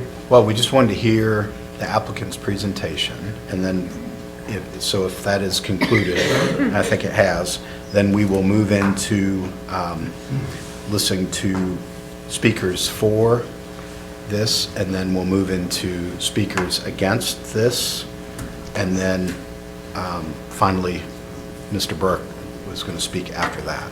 Do we need to limit to 2 minutes or something to make sure that everyone who wants to speak can speak? Or one thing I would like to say is we don't necessarily have, if you're getting up to speak and the person that speaks before you says the same thing you want to say, you can raise your hand and say, me too, but we don't need to repeat everything. Otherwise, we're going to be here till 2 or 3 o'clock in the morning, ladies and gentlemen, and none of us want that. So do we? I would hope that you would recognize that when you get to the folks who are opposed. Absolutely. There are 5 neighbors. Absolutely. Who are maximally impacted by this. I totally And agree with that. Don't put a 2-minute time limit on that, given that you've already heard 90 minutes from them. Right. I totally understand that, yes. Okay. Speakers for the application. And by the way, just come up to the podium, state your name, and if you don't mind, your address. My name is Tom Curdy. I'm a business owner in the township. It's 7870 East Kemper Road. I'm as I said, I'm a small business owner in the area. I'm also a regular patron of Silver Spring House. And I'm here to say I heartily hope that they do recommend this additional parking. A couple of things come to mind for me is that I think the parking situation that you speak about is because virtually every time I come here, I'm by myself, so there are a lot of cars when I meet clients here and I meet other people here. I come by myself, so I understand the need for the additional parking. I'd also say that I think the parking's wise. I think that the comments they made about safety are true. I find that I even have to come around a few times sometimes to park to get a spot, so I'd welcome the extra parking for time and safety. A couple other things I'd just like to say, I just think these 2 guys in the business have been just outstanding corporate citizens. When I think about the things that they've done for the community, my clients love coming here. One of the things that just enhances my business because they look forward to coming here to spend some time at Silver Spring House. So the other thing I'll say is it kind of hit me the value of this business when COVID came around, because to walk around and see that empty parking lot and see those chairs up there just kind of made me sick, and I just realized then just how important this business is to me and our community. I'll also say how many businesses paint their business pink to honor people who have had breast cancer. They've done that. I've got a number of clients who just think that's just really special. So I'm here to support them. I think the project makes sense, and I appreciate the opportunity. Thank you. Thank you. Thank you. So we have safety, good for the community, and the project makes sense. Are three things. Okay, next person. I'll be short and sweet.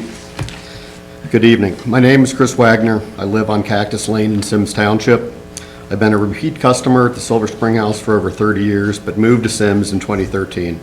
I frequent the restaurant at least once a week with either business clientele, friends, or family. The one and only downfall of this institution is their current parking structure. At times, additional parking is available at the office complex east on Kemper Road, but the overflow tends to park on the grass on Snyder. I feel a vacant, unkempt house and property is a safety concern to the neighborhood, their families, and their children. The health issues, eyesore, is considerably inferior to a well-maintained and meticulously landscaped parking lot. The current Silver Spring House property is never cluttered and, from what I have seen, monitored several times per day. A safely supervised, well-lit, park-like atmosphere is a wonderful addition to any neighborhood. Through community activities, corporate fundraisers, business meetings, and family events, you can always count on the Silver Spring House to come through 110%. I feel this project will be no different. Thank you for your time. Thank you. So we have safety, good for the community, sense, and beautification. Trying to keep us on track.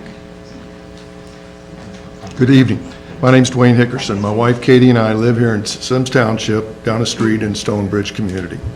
We're regular visitors to the Spring House and can attest that they need more parking. For over 15 years, we go every Friday, our group of 10 to 20 people, and many come alone from the office, which was noted before, and so it's a lot of cars, which exasperates the parking issue. The Spring House is investing in the additional restaurant space, as you know, and they're asking assistance from the township in building additional parking space. We've reviewed the parking lot plans, and it looks very reasonable and good neighborly approach to expanding the lot to us. The plan calls for extensive landscaping, as has been noted, with trees and bushes surrounding the new lot, which alleviate the noise and the lighting issues for the community, as well as clean up the area and provide a nice view for the neighborhood versus what is there now. My understanding, as was noted earlier, is they're investing 200% more in landscaping than is required from the township and adding the 3-foot berm, which again helps with lighting and noise. I believe the Spring House is successful because they're a neighborhood restaurant that cares about the staff, the neighbors, and their guests. They serve good food and drink at fair prices in a warm, relaxing atmosphere. And I know they keep the restaurant and the parking lot in excellent and safe condition. 10 to 15 young people get their first job each year at the Spring House, teaching them personal responsibility and showing up on time and learning their roles. The Spring House is a family-oriented restaurant with people of all ages visiting, including many young children. The staff is trained well, and they make experience great for all. We go to the Spring House because of who they are and what they do, including fundraising for veterans, the Leukemia Society, Breast Cancer Pink Ribbon, Parkinson's Foundation, and local schools, and many other causes. I know they're good corporate citizens and also want to be good neighbors to the surrounding homes. I hope you'll approve this parking lot expansion so they can continue to be a great local landmark. Thank you. Thank you.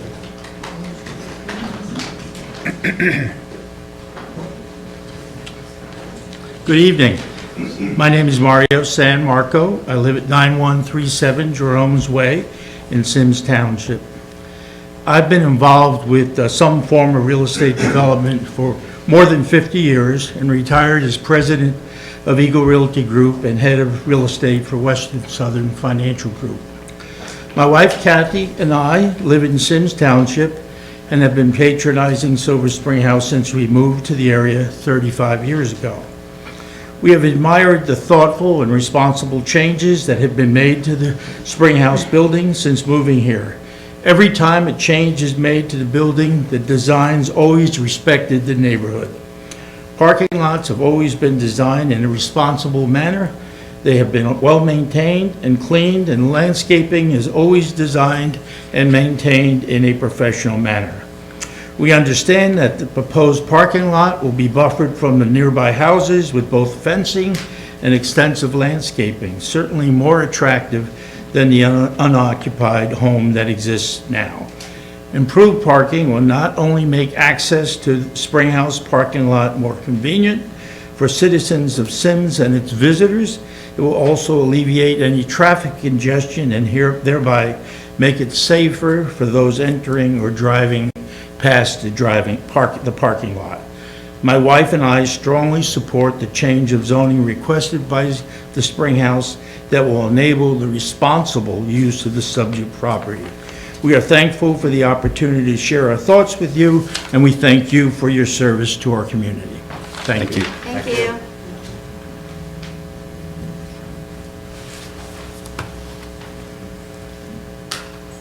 Hi there, I'm Ken Durham, but my middle name is Joe. And I'm thinking maybe as much as I feel like Ken's a strong name, Ken, I might just start being called Joe because of these kind of guys that have ran a business for so many years and have done such a good job. I've also had a business in Symmes Township for about 28 years, just retired last summer.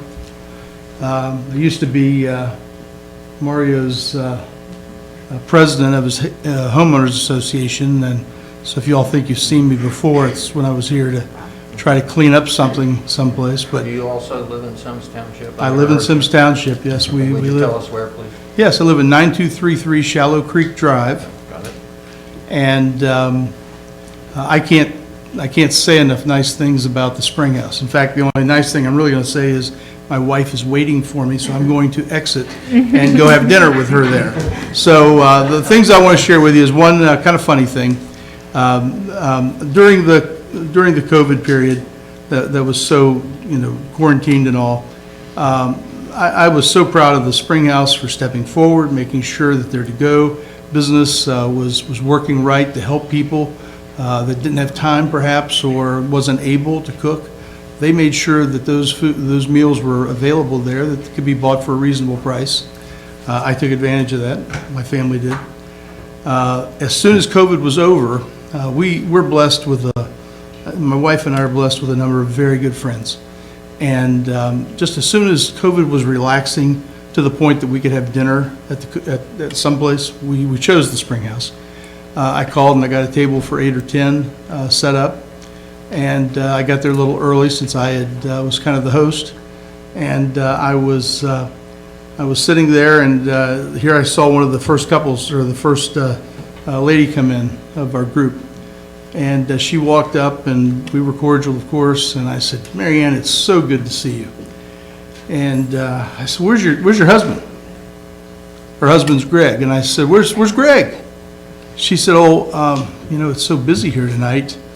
Greg dropped me off, and he went down to Kroger and parked, and he's going to Uber up." Parking is bad there. It's difficult there. So I just hope that you all continue to see the right reasons why their request should be honored. And it'll continue to be just one of those things in Symmes Township that helps us improve and, help families. It's not a bar. It's a family restaurant, and all done. Very good. Thank you. The best part, I get to meet my neighbor, Marcus. That was 3 minutes. Thank Oh, I you. apologize. I'm sorry about Marianne always gets me in trouble. So. Thank you. Trustees, thanks for being here tonight. My name's Fred Houston. That's Huston. I actually live at 810 Carrington Place, just down the street. I was driving by with my father, and like everybody actually stand for my father for 2 reasons. Jody, you were asking for one word. It's called tradition. This situation is not normal. But it is. It's tradition. You actually had molar expansion. Yeah. You had issues there. I actually lived and grew up in Ridgecrest Drive in Blue Ash. Right behind me was the Mallsbury Park. That park was to be a park forever. City of Blue Ash changed it, gave it to Carl Lindner for Thriftway. So it sounds like a sad sentiment to me. Then again, we also have CHCA, supplied by Mr. Lindner again. Great opportunity again. The word is tradition. Why? You see that name there? It's called Symmes Township. That gentleman is the great nephew of John Cleve Symmes. That's what we call tradition. He frequents that restaurant once a week because I take him there. I'm his son. We believe in tradition. This place is tradition for the area. I understand the other side because I had to deal with looking at an ugly building in my backyard about 45 feet away. So I understand both sides of the world. That's what I experience, and hopefully you two can understand both sides. But it is tradition, and let's go ahead and approve it, get it taken care of, and move forward what's important for this township. Thank you. Thank you. Thank you.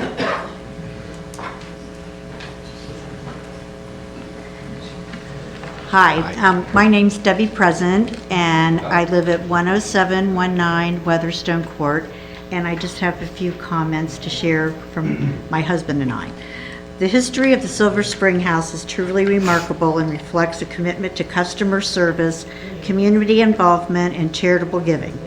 The request for additional parking is a direct result of a very successful enterprise that has continued to experience wonderful growth. While the excellent quality of the food service has been critical to the success of this operation, it is the uniqueness of the management's customer and community involvement that makes this restaurant so distinctive. Every year, the Silver Spring House devotes time and expense to assist with special events such as breast cancer awareness, the Veterans Day recognition.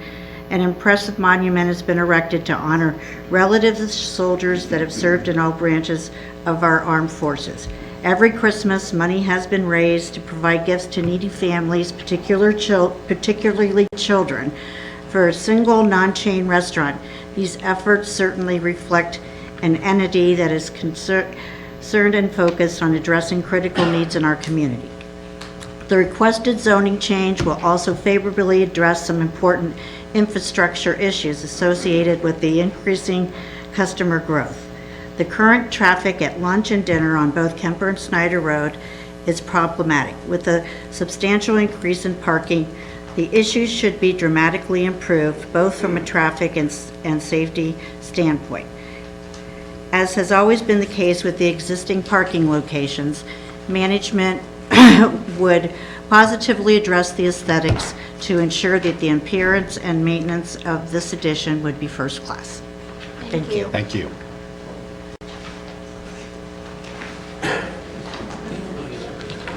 I'm going to be so quick, you won't even know I was here, but I hope you hear me. We love you. Years and years ago, when I was a working man. And I'm sorry, state your name. Ken Mr. Richter. At 10444 Stable Hand Drive, Symmes Township, and we've been here for 37 years when steeplechase was put in our lovely community. And that's really what I want to talk about. It's what a great community we have, and the balance that we have between education, businesses, churches, and this is truly a restaurant that makes you very proud. Today I got a phone call from a friend in South Carolina who worked with me. He's got a death in the family, and he's organizing a trip. And I said, well, let's have dinner. He said, I want to go to Cheers.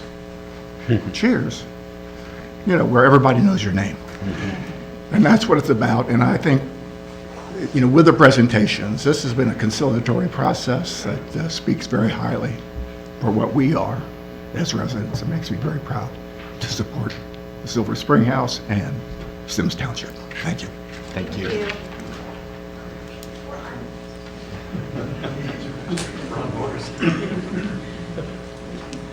Yes, my name is Steve Contardi. I'm the operating partner at the Racket Club at Harpers Point.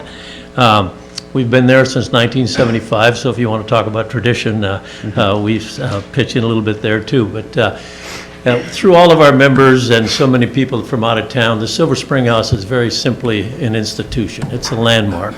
Okay, Joe and Joe have been tremendous citizens. They've added such a great deal to the township. They certainly are a big factor in making Symmes Township a great place to live.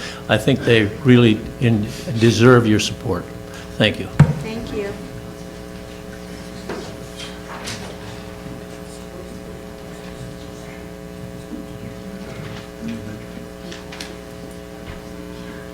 My name's Derek Wayman. I live at 12104 Paul Meadows Drive. I've lived there for 38 years. I also am in the real estate management business. I've worked for Town Properties for 49 years. We oversee many restaurants in our buildings, like Nick Sanders here in Symmes Township, also Jeff Ruby's downtown. And I can tell you, in working with people like that, that Joe and Joe run as good or better restaurant than any of those people. And that should speak volumes for the kind of operation they run. Also, I concur with what everybody else said, but some people were disputing the traffic on Schneider Road and people only parking there occasionally. I can say for living there for 38 years, they park along there all the time. So it is a problem and it needs to be addressed. And I have nothing else to say, but thank you for listening to me. Thank you. Thank you.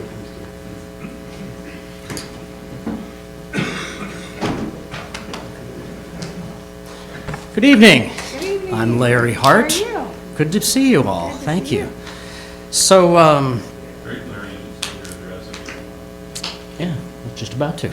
So I live at 11365 Avon Lane in the Heartland neighborhood. We are just on the other side of Snyder, and we can walk here. So my background, I spent 10 years on a city planning commission. For the last 6 years, I've been on our HOA board. So I've been in many meetings, several meetings, let's say, with members of CHCA, with the Silver Spring House, talking about neighborly things and what goes on at this intersection. And my point this evening is really that they are a good neighbor. And I say that because, well, really, the first thing is, I spent 10 years on a city planning commission, and the first thing we have to ask ourselves is, are we asking for any variances here? Are we asking for any exceptions to the building code? And we've already been through all that. We're not. If we were, that would be a different story, and we would have much, much more to talk about. But they're building within the code, and in fact, everything I've heard this evening says they are going above and beyond whatever those expectations are. Having said that, though, it's one thing to draw a pretty picture, it's quite another to enforce that, and it does fall upon the township administration to make sure that we are building what we say we're going to build, right? The applicant is building what they say they're going to build, and let's make sure they do that, please. Berm height, landscaping, we've heard all of this evening, and I think together we need to, all of us, make sure that that happens. With that in mind, I mentioned the neighborly thing, and I think that what we want to point out here is, you know, if the owners of the Silver Spring House were hard to get a hold of, if they were difficult to find, if they were hiding in some way, I think it would be a very different thing. And what you're hearing tonight is it's a very neighborhoody kind of a place. It's an asset to the community. And you'll hear from others in our neighborhood, and a couple disagree, and that's okay. I think the whole point of being a good neighbor is, despite our disagreements, we can come together and talk about things that maybe we don't agree on and find ways to work through them. So with that, thank you for your time. Thank you.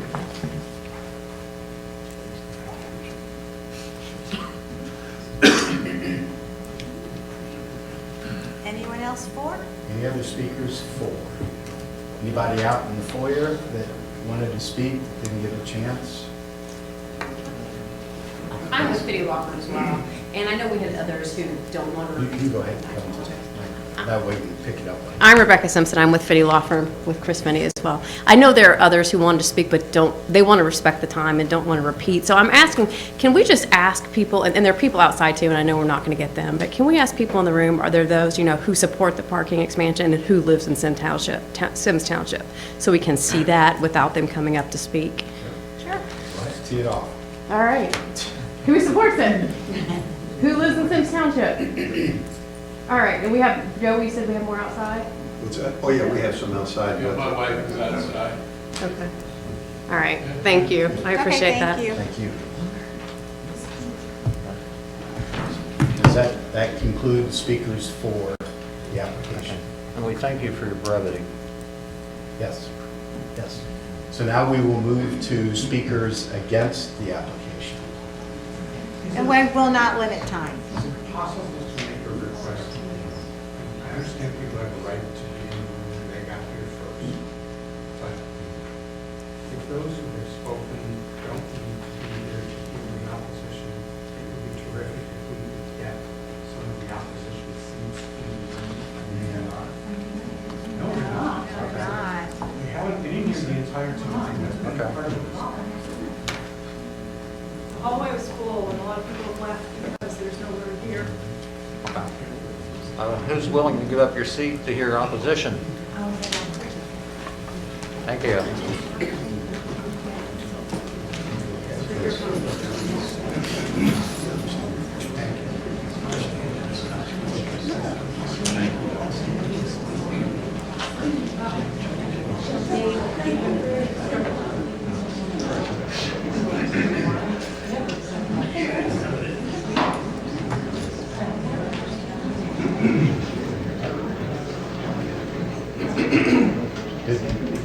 Did the word get passed out, folks outside or in the foyer?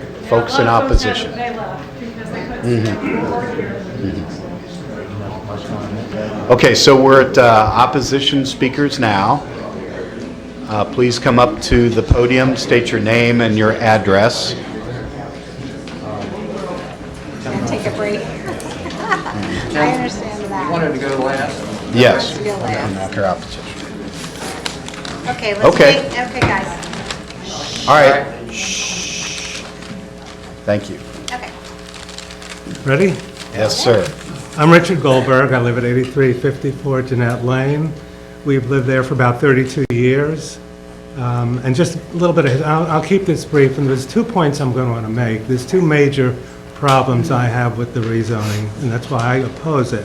Number 1 is the aesthetics in general, and number 2 is the devaluation of property values in that neighborhood. So, just a little bit of history. My law firm was involved way back when Harper Station was developed, and as a result of the litigation, we were able to form a barrier between Harper Station and our neighborhood in Heartland. You've got the field and the trees, and it's been a very good barrier. Over the years, I've been somewhat involved in what was going on and trying to preserve the residential character. For example, when Kroger was converted to a superstore, they wanted to come over to Harper Station. We said no, they couldn't by virtue of the litigation in Harper Station, and they developed over in Harper's Point, away from the residential, our residential side. I was a party to the litigation in the Lucky office condos. They were developed, and an example, we were able to keep at least a 24-hour urgent care from going into one of the office condos.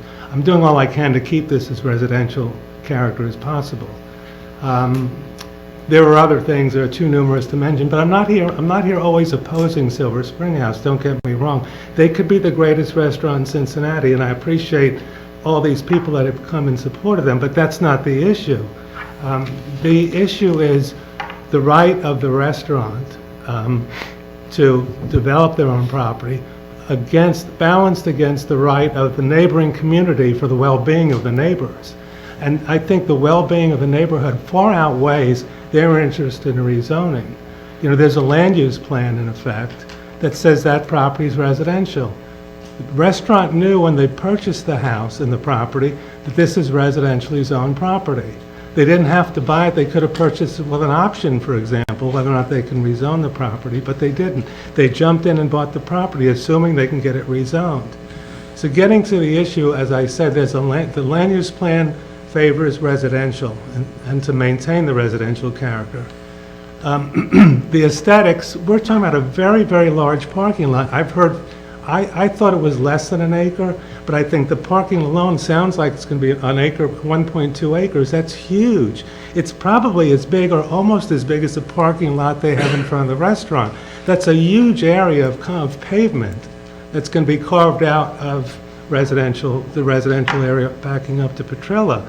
I don't think it's going to be attractive looking. There's no way you can make it attractive looking. You've got trees that are going to take 10 or 20 years to mature. Those renderings are 10, 20 years away. What's going to happen in the next 10 years to these people's property values? Petrilla is a very nice street. It's a beautiful street. And I think if property values are diminished on Petrilla, it's going to affect neighboring neighborhoods, neighboring subdivisions.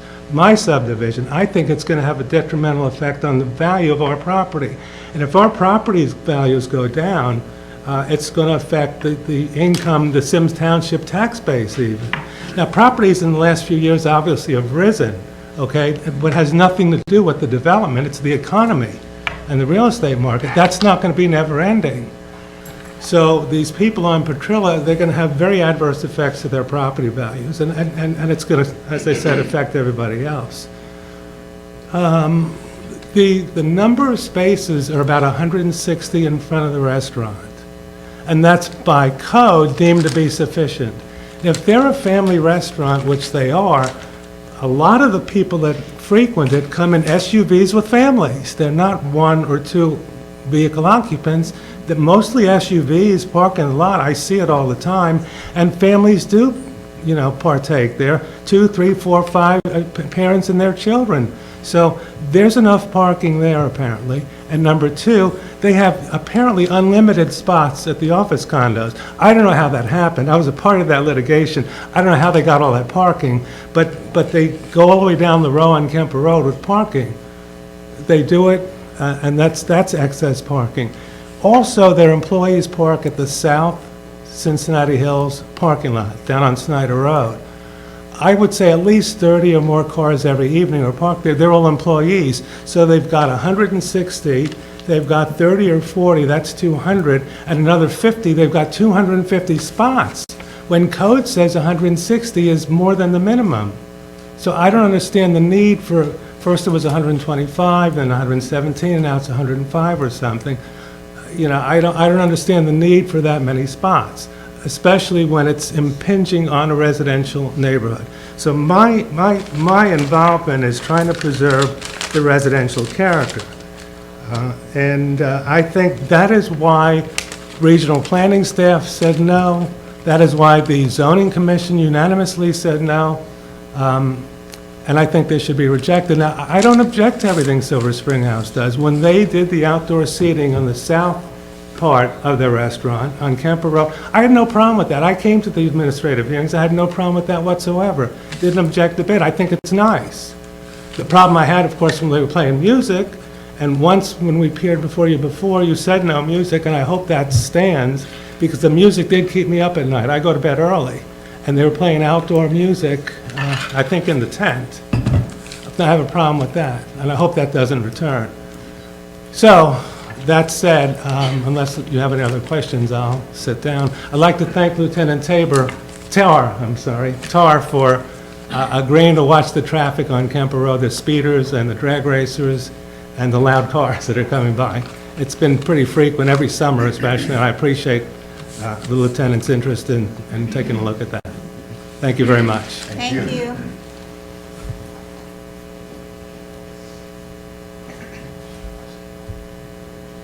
Other speakers against?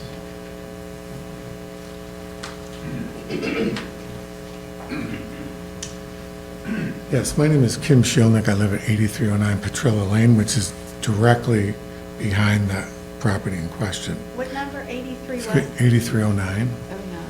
yeah, You're the corner. corner. Okay. So, Are you in a butter?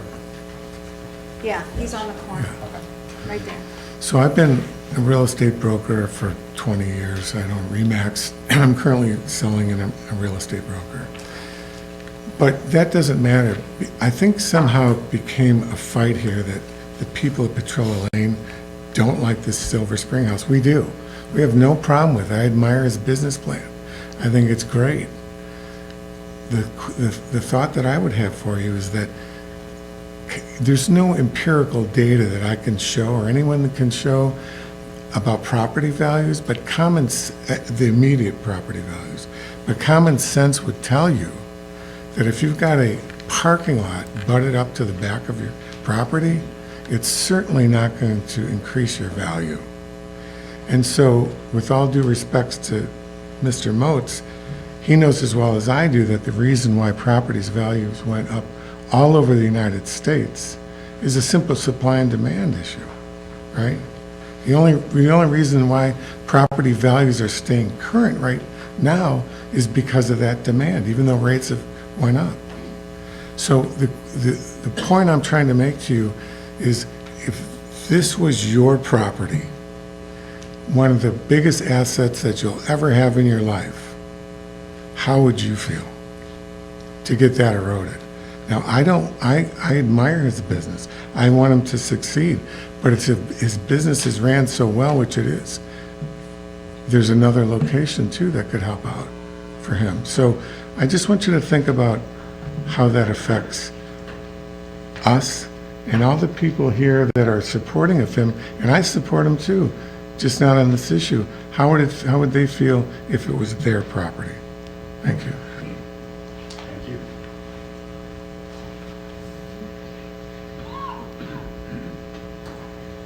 And this is against anyone else?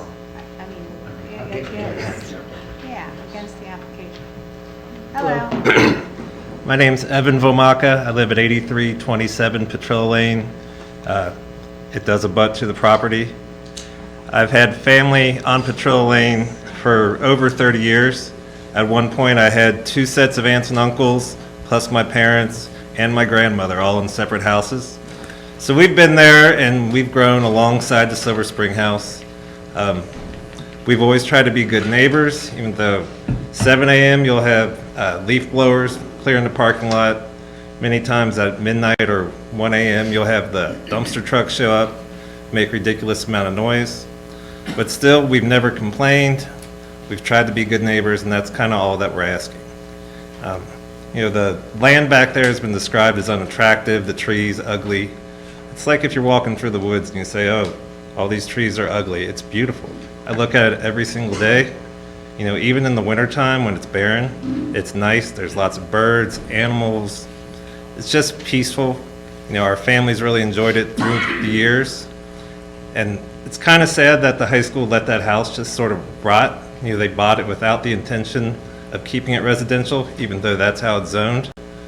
And, you know, now they're using that as sort of a reasoning for why the house needs to come down, because it's no longer occupiable, but they let it do that on purpose. And I think that's part of this symbiotic relationship that kind of leaves us all with a bad taste in our mouth that it hasn't been totally transparent.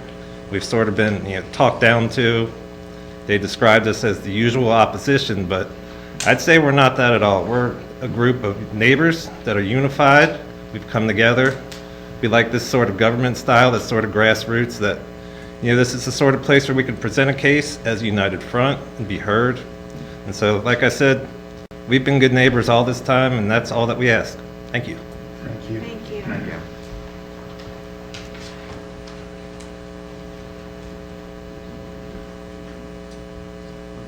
Anyone else? Other speakers against? Hi, my name is Kim Cox.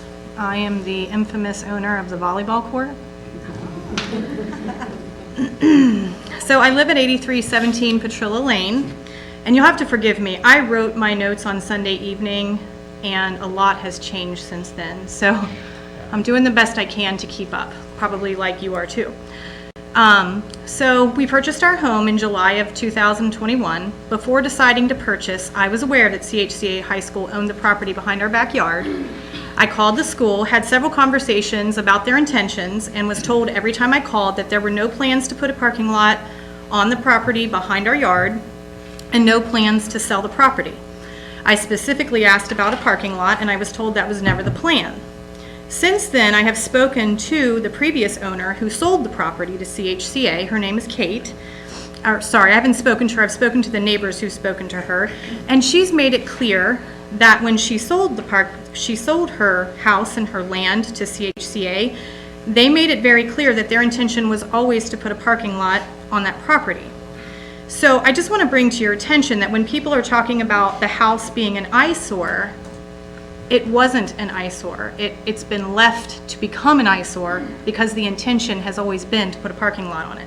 So I just think that's an important fact to consider. Because of the information that I got from CHCA High School when we bought, I've learned not to take anyone at their word when it comes to this situation and this property. It is well known by my neighbors that Kate, who sold the property to CHCA, she sold the property and she moved because of all the problems that come from neighboring a busy restaurant that's open 7 days a week until late into the evening.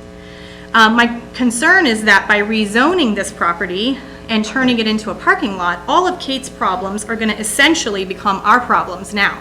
You're just transferring it from one owner to the other.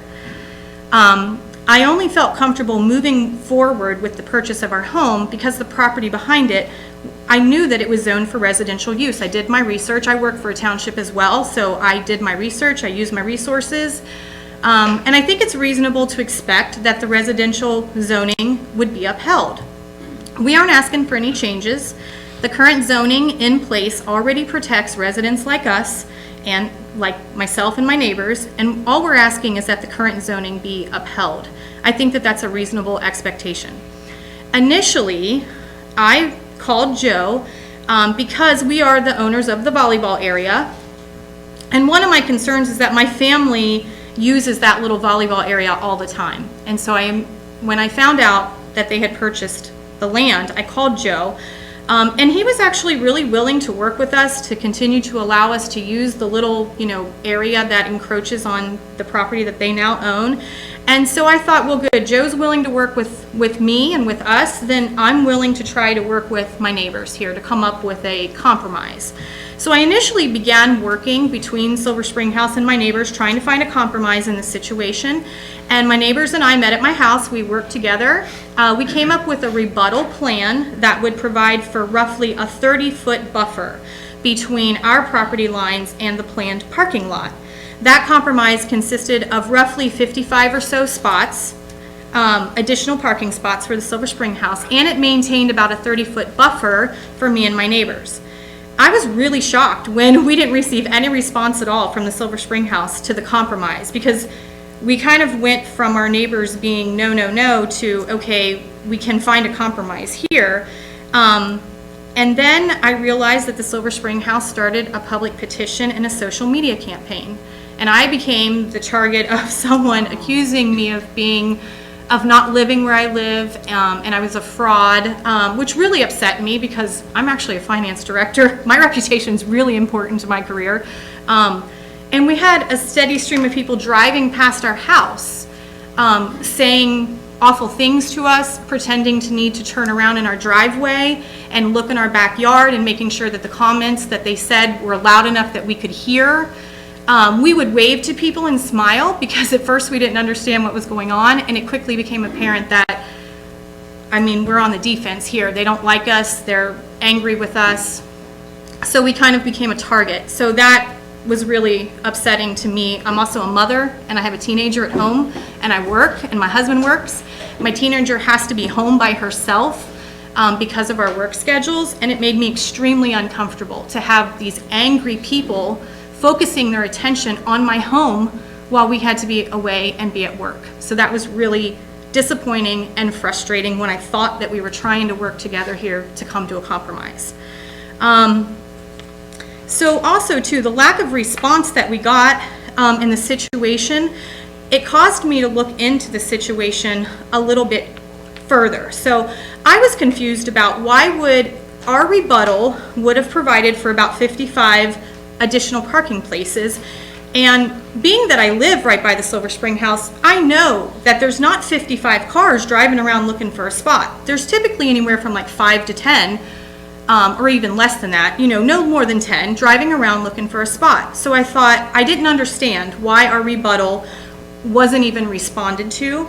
And so I started to think about the situation, and I realized that they're not budging from that. It was 120 additional spots. I realize as of today it's now 105. But it makes me think that they're not trying to address their current parking problem, but they're trying to address a parking problem of some sizable increase in business. Like I said, based upon my experience, I've learned not to take anybody at word value here, unfortunately. So I'm just trying to look into the situation and try to understand why would the rebuttal of 55 spots that my neighbors and I came to that compromise, why would that not be good enough in this situation? And like I said, I'm not sure if there's like another expansion in plan or if they're just trying to use the current space differently. I don't really know, but I feel like it's pretty clear that 55 spots should suffice, and so why 105 are necessary, I'm just left wondering, what is the true end result and what are they hoping to achieve?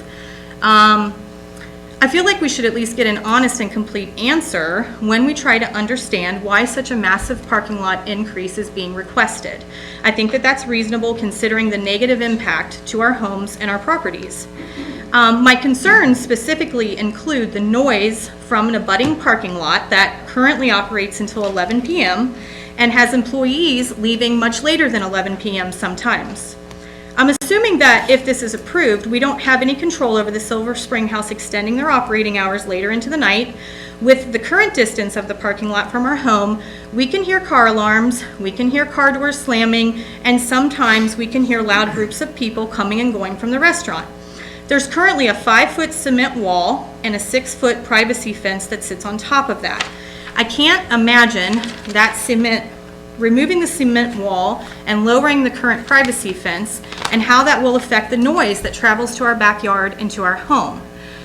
We do it not very often, but once in a while when the Silver Spring House has had a band, the music is so loud that it rattles all of the windows in the back of our house and has kept us awake until the band stops playing. And we can hear the roar of a crowd on a big game night, but we don't complain about any of that because we chose to purchase our home with full knowledge of how close the restaurant was to our home and where the parking lot was located. But we did not choose to purchase our home with the cement wall and the 6-foot privacy fence that sits on top removed and with the parking lot even closer to our home. As far as I understand, the current plans that Silver Spring House is presenting include a 6-foot privacy fence. Obviously, people who are taller than 6 feet will be able to see into our backyard and into our sunroom. Obviously, after sitting here tonight, it sounds like maybe that information has changed and maybe that has now gone up to 9 feet. Like I said, I wrote this on Sunday and I'm trying to keep up with all the changes. Beyond noise and view concerns, we also have concerns about the lighting that will spill over into our property, not only from the lamps that are being discussed, but also the headlights shining from the cars into our backyard and directly into our home. Our backyard and the property now owned by Silver Spring House does flood, and it floods pretty bad. So I have a hard time understanding how changing that surface to an impervious surface will do any good for the flooding that currently exists. And I know some of my neighbors have multiple SEP pumps as it is because it floods so badly back there. The house that currently stands on the property currently serves as a sound and a view barrier from all of the traffic on Snyder Road. With that house standing, all the noise from Snyder Road, without that house standing, all the noise from Snyder Road will increase greatly for us, and all the traffic driving by on Snyder Road will have a direct view into our backyard, and more importantly, into the sunroom in the back of our house. And I'm a mother of a teenager, like I said, and certainly you can understand why that presents some safety concerns. As far as I understand, the zoning change that is currently being requested is to change the zoning from residential to EE. The purpose of the EE code is to be subservient to the surrounding residential community, as well as affording an attractive setting in harmony with the surrounding residential community. In this situation, we aren't discussing a parking lot for a business that closes at 5 p.m. Monday through Friday.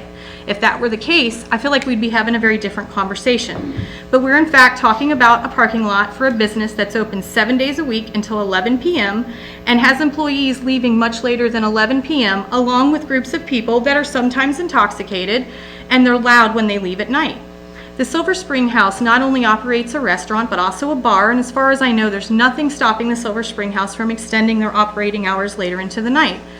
And I guess I'm asking, what happens when the expanded parking lot moves so close to our home and to our properties that the noise keeps us up until the restaurant closes every night? What recourse do we have at that point? Again, we aren't asking the board to change anything for us. The current zoning that exists already protects residents like us in situations like this. We're simply asking you to do nothing other than uphold the zoning that already exists to protect residents like us. I'm trying to justify why we should be asked to sacrifice our peace and quiet, especially at bedtime. The chances of flooding our properties, chances of light negatively impacting our homes, taking chances with our safety if a runaway car were to decide to come through the fence, which I know is unlikely, but it does happen, and a decrease in our property values. And it's all in the name of the Silver Spring House being able to increase their business and increase their profits. It doesn't seem to match the EE zoning that's being requested, given that the EE zoning is meant to be subservient and to protect the adjacent residential community. The proposed parking plan greatly exceeds the recommended number of parking places for a restaurant their size.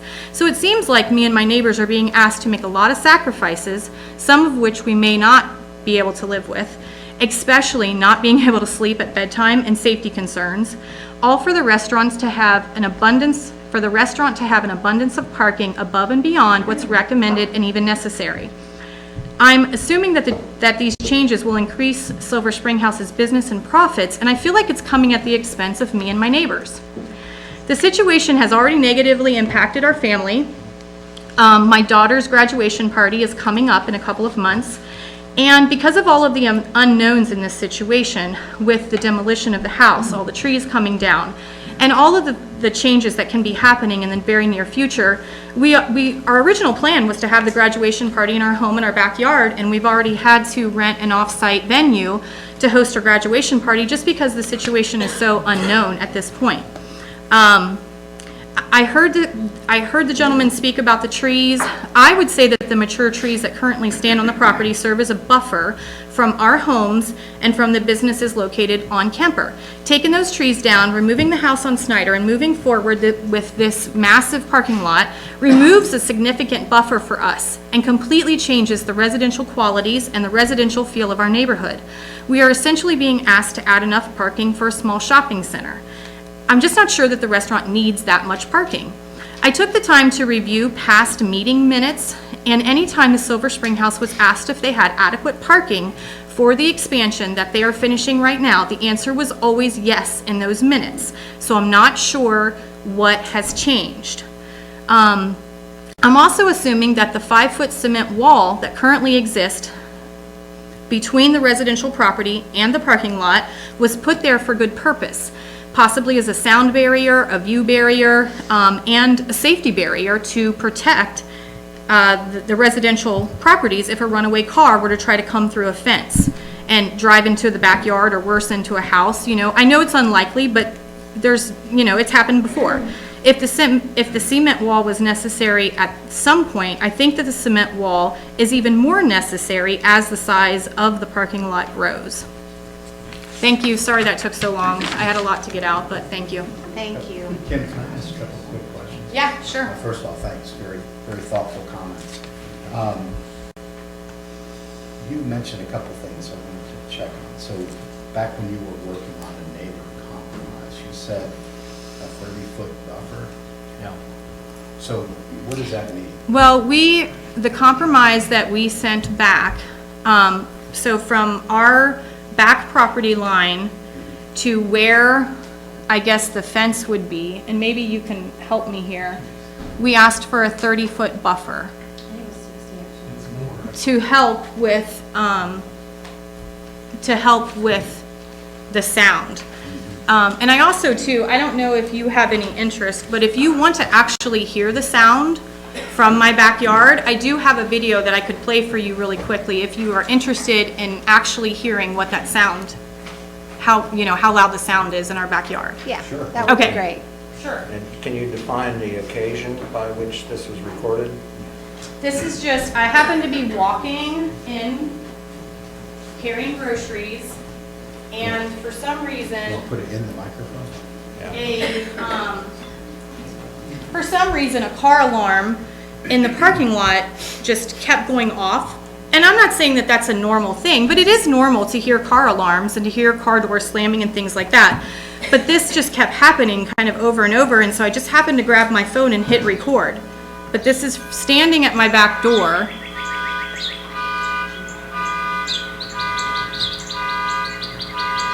And it happened, I caught it on video twice, but it happened about 4 times in a row.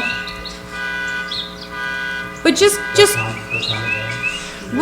I really don't, it was sometime in the afternoon. I really don't even remember what time it was.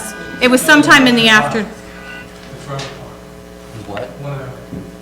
You remember? It was 12 o'clock or so, yeah.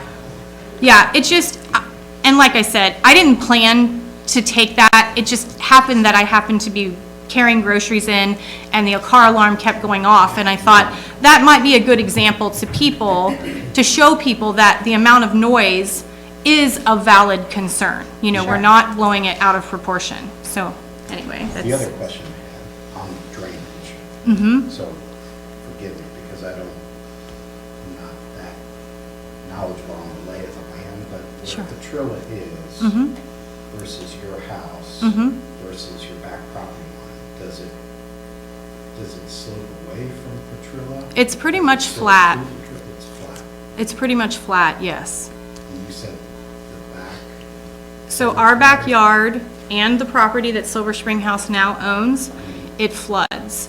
And I think that one of my other neighbors was gonna speak, where's Carla? Over here. She was gonna speak some about what she did in her yard to deal with the flooding, but it's flat.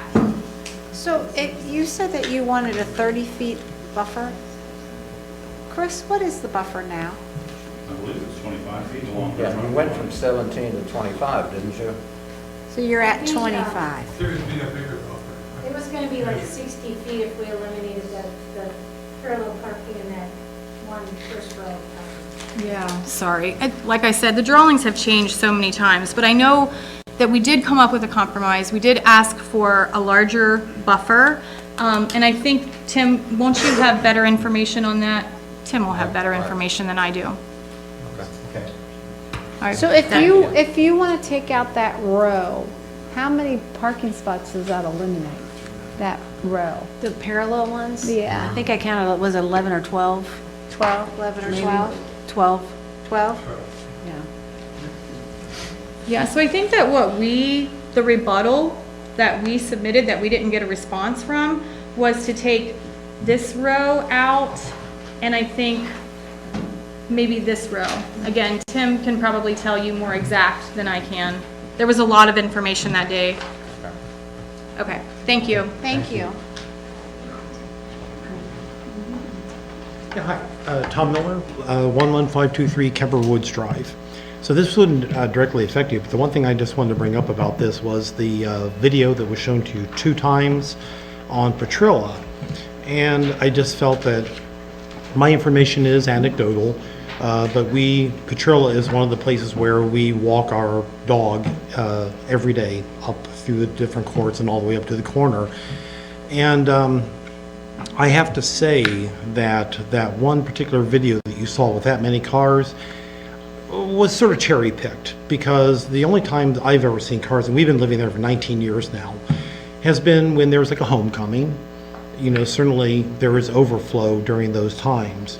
But we both work at home, so we walk during the day, we walk during the evening, and most of the cars that we see sitting on Petrilla belong to the people who live there.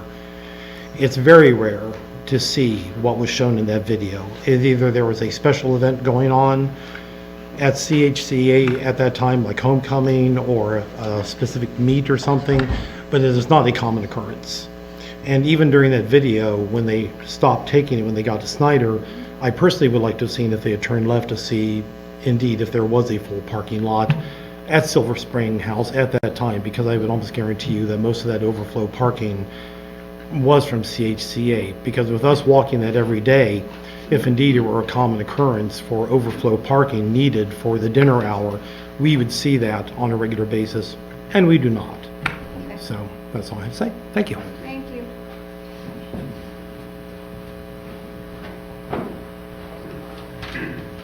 Other speakers against?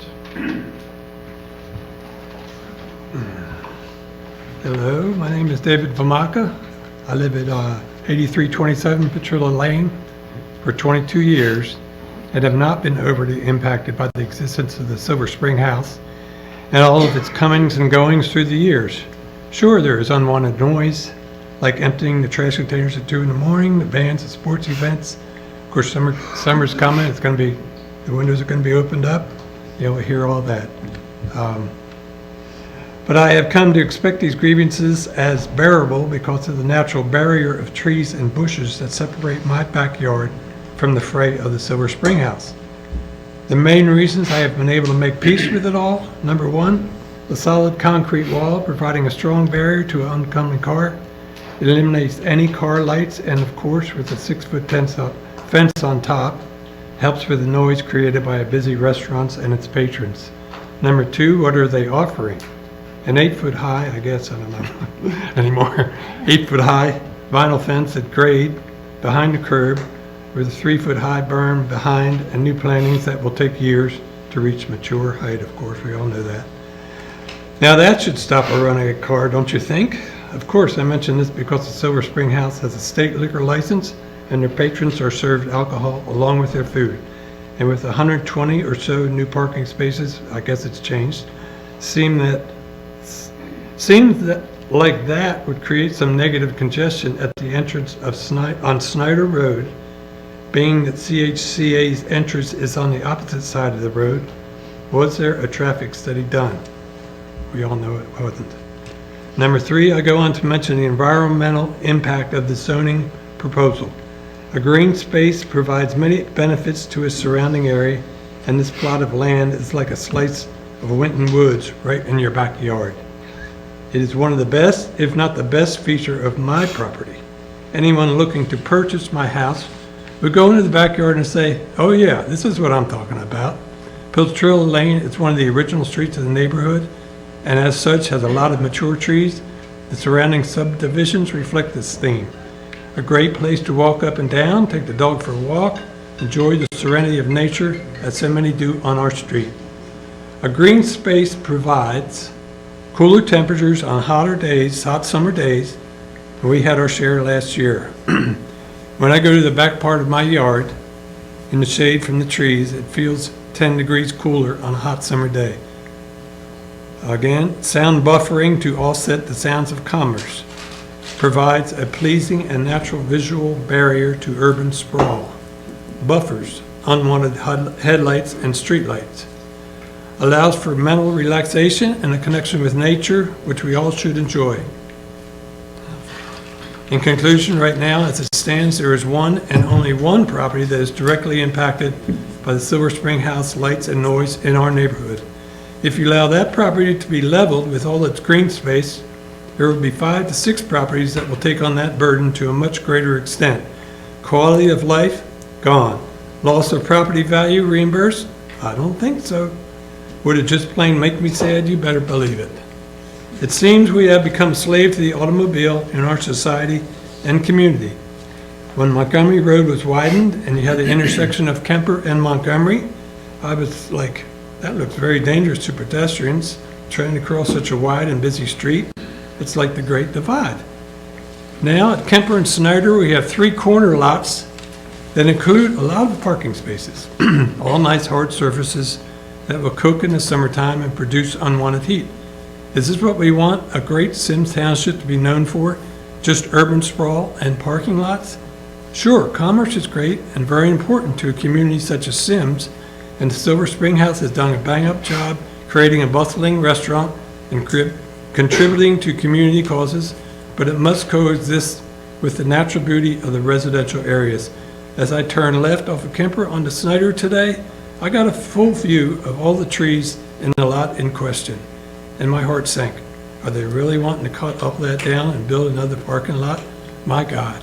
I leave you with the word of Joni Mitchell, you don't know what you got until it's gone. Thank you. Thank you.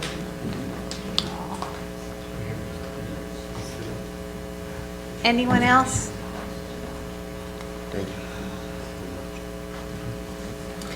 Hi, Mark Steinhardt, 8387 Chesney Lane. I just want to keep this really brief. I think this is really about the balance of the profits and the happiness of the clients, and there are a lot of happy clients that go to Silver Spring House, against the quality of life, property values, et cetera, of the residents of Symmes Township. We're across the street. I know Rich Goldberg made a comment earlier. I think property values do have a tendency to cascade. Perspective I would like when I looked at this map, and I shared it at the previous meeting, this is a 50% increase in the footprint. That's huge. That's all I'll say. Thank you. Anyone else?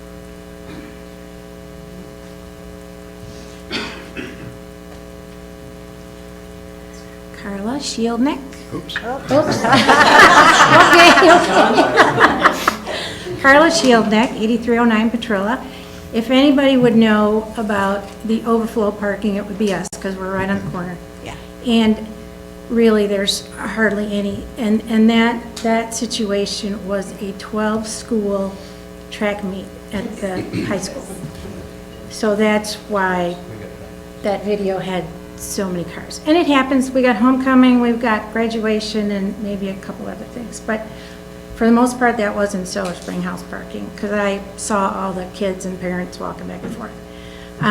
And the cars that were parked on Snyder, they had just closed Snyder Road for construction, so they were just parked willy-nilly out there. I mean, that happens, though.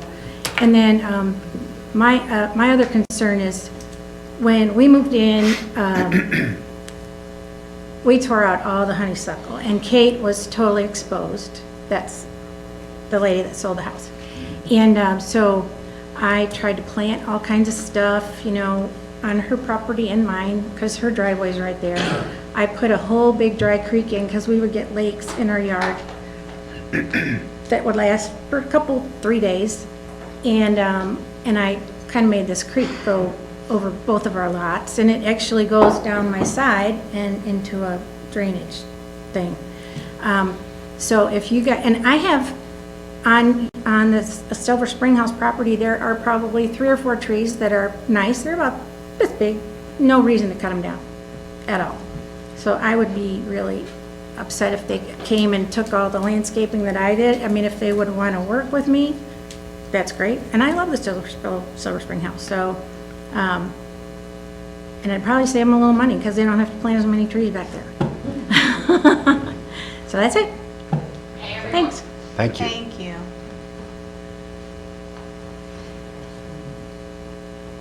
Anyone else?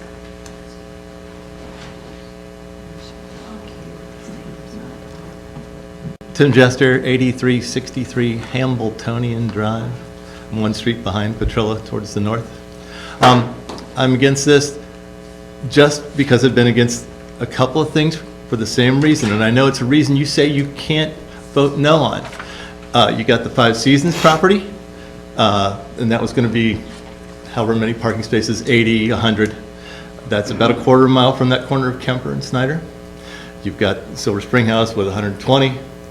Coming up on the slate, 500-seat stadium, CHCA, where the tennis court's going to be. They're going to be petitioning for that. And then down the street, another quarter mile to the south, CHCA with a 1,000-seat stadium. So cars, cars, cars, cars. So you're bringing all these cars in probably a year-and-a-half time frame. And once again, what are the kind of drivers you have at that corner? Student drivers, they're not very good. Buses, big, huge buses. You got all this traffic right in the same place. And, you know, I said this before, you go, well, we can't really use a traffic study or the number of cars to vote yes or no. But, you know, you don't have to use that, but, you know, you don't have to rechange the zoning, but you're adding all these cars right there to that corner, all of a sudden, all at once. 4 projects. So just think about that, please. Thank you.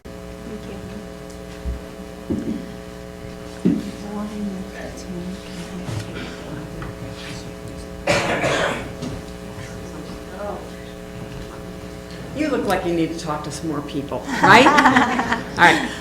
Barbara Lantry Miller, 11523 Kemper Woods Drive. So my property will not be impacted necessarily, but as my husband said, we do spend a lot of time on Petrilla. One thing I am very surprised about, and I think you brought it up as well, there was no noise study done. Why was there no noise study done?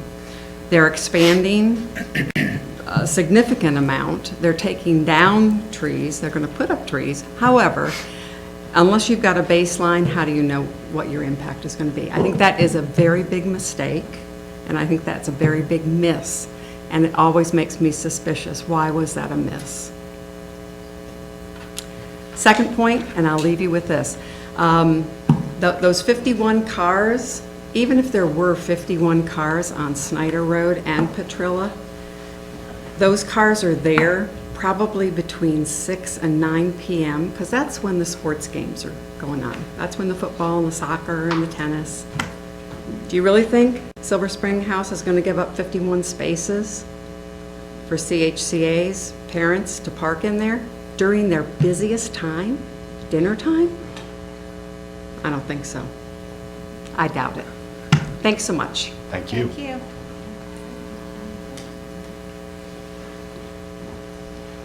Any other speakers against?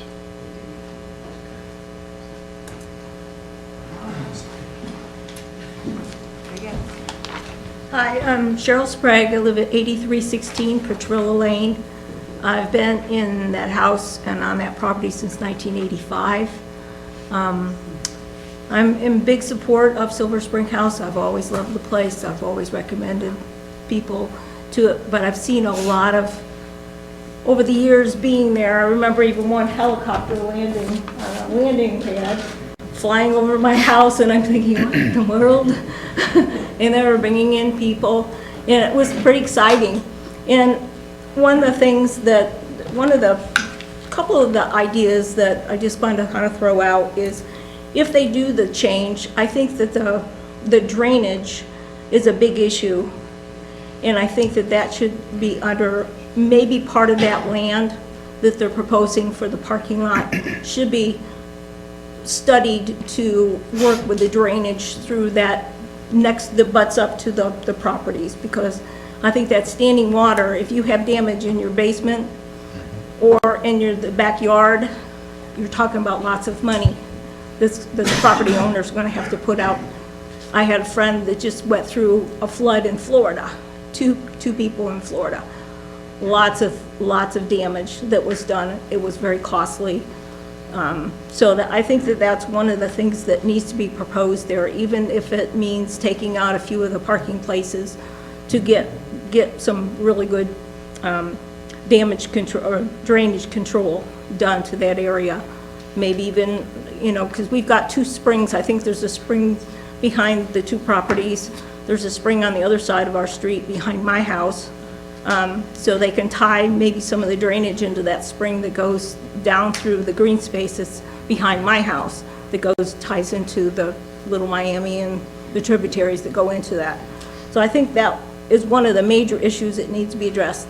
The other one, and this is kind of just an idea to throw out, but maybe there should be maybe a neighborhood committee that's put in place to work with the development of this property, especially the neighbors that are affected mainly by it, so that they're like that, the lady that lives across the street was saying, and I'm sorry, Kim.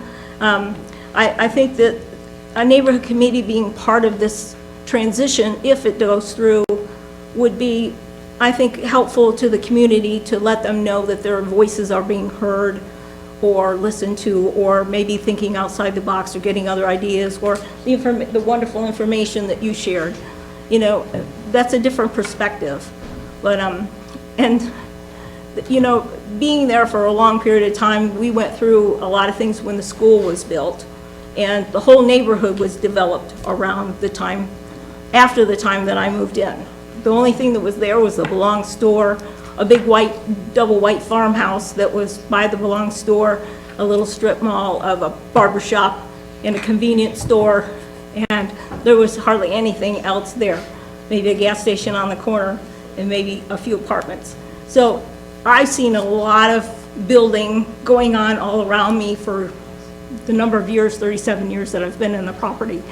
So I think that neighborhoods and businesses can work together to solve some of these problems and maybe create the best working conditions for everybody involved. And I think that maybe some of the neighborhood would benefit from being part of this ongoing transition. And I appreciate everyone that's here tonight and all their views and all their information and their perspectives. So thank you very much. Thank you. Are there any other speakers in opposition? Okay. There was a request for 5 minutes. Just, I just need to use the restroom. Need a potty. Is that okay, Mr. President? Thank Okay. All right. We'll do a quick 5-minute recess. Teach you all to the restroom.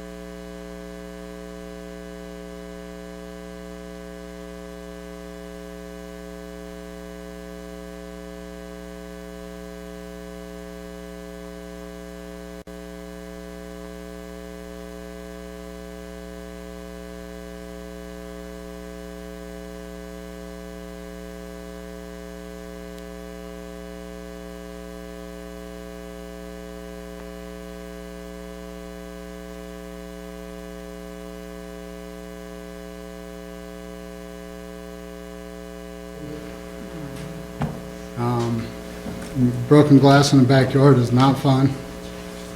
That's not his fault, but it just comes with the territory. I did ask for a fence, but because he don't own the property, they said they're not willing to do that. But they do have an agreement with those offices. So I feel like they should be somewhat liable for that. But I do know what they're gonna have to go through with parking right there. That's all I got to say. Okay.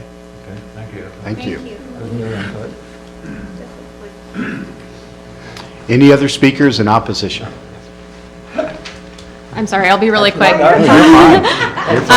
had to get up and sit down is all. My name's Amanda Ludy King, 8312 Petrillo Lane. I'm across the street, yeah, on the other side. And I did have something planned to say, but everybody has said everything. I was just going to mention, because I have 4 young kids, and there's a lot of kids in the neighborhood, just from a perspective of a parent and kids being out there. And the reason we chose to move into a neighborhood, which I'm sure a lot of people do, especially with children, is, you know, your children are playing outside and you want the views of, you know, yards and neighbors and friends and trees. And, you know, we did not move there with that intention. You know, we knew that that area was zoned residential, and we do not want that to change and see. We saw, I was trying to see, I was on the side, I could not see what the drawings looked like. But it is just a computer generated drawing, and in the winter, what are those trees gonna look like versus the summer? And how long is that gonna take? And what am I going to be looking at? And can anybody really say?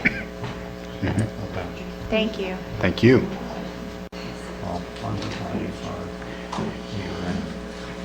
Any other speakers in opposition?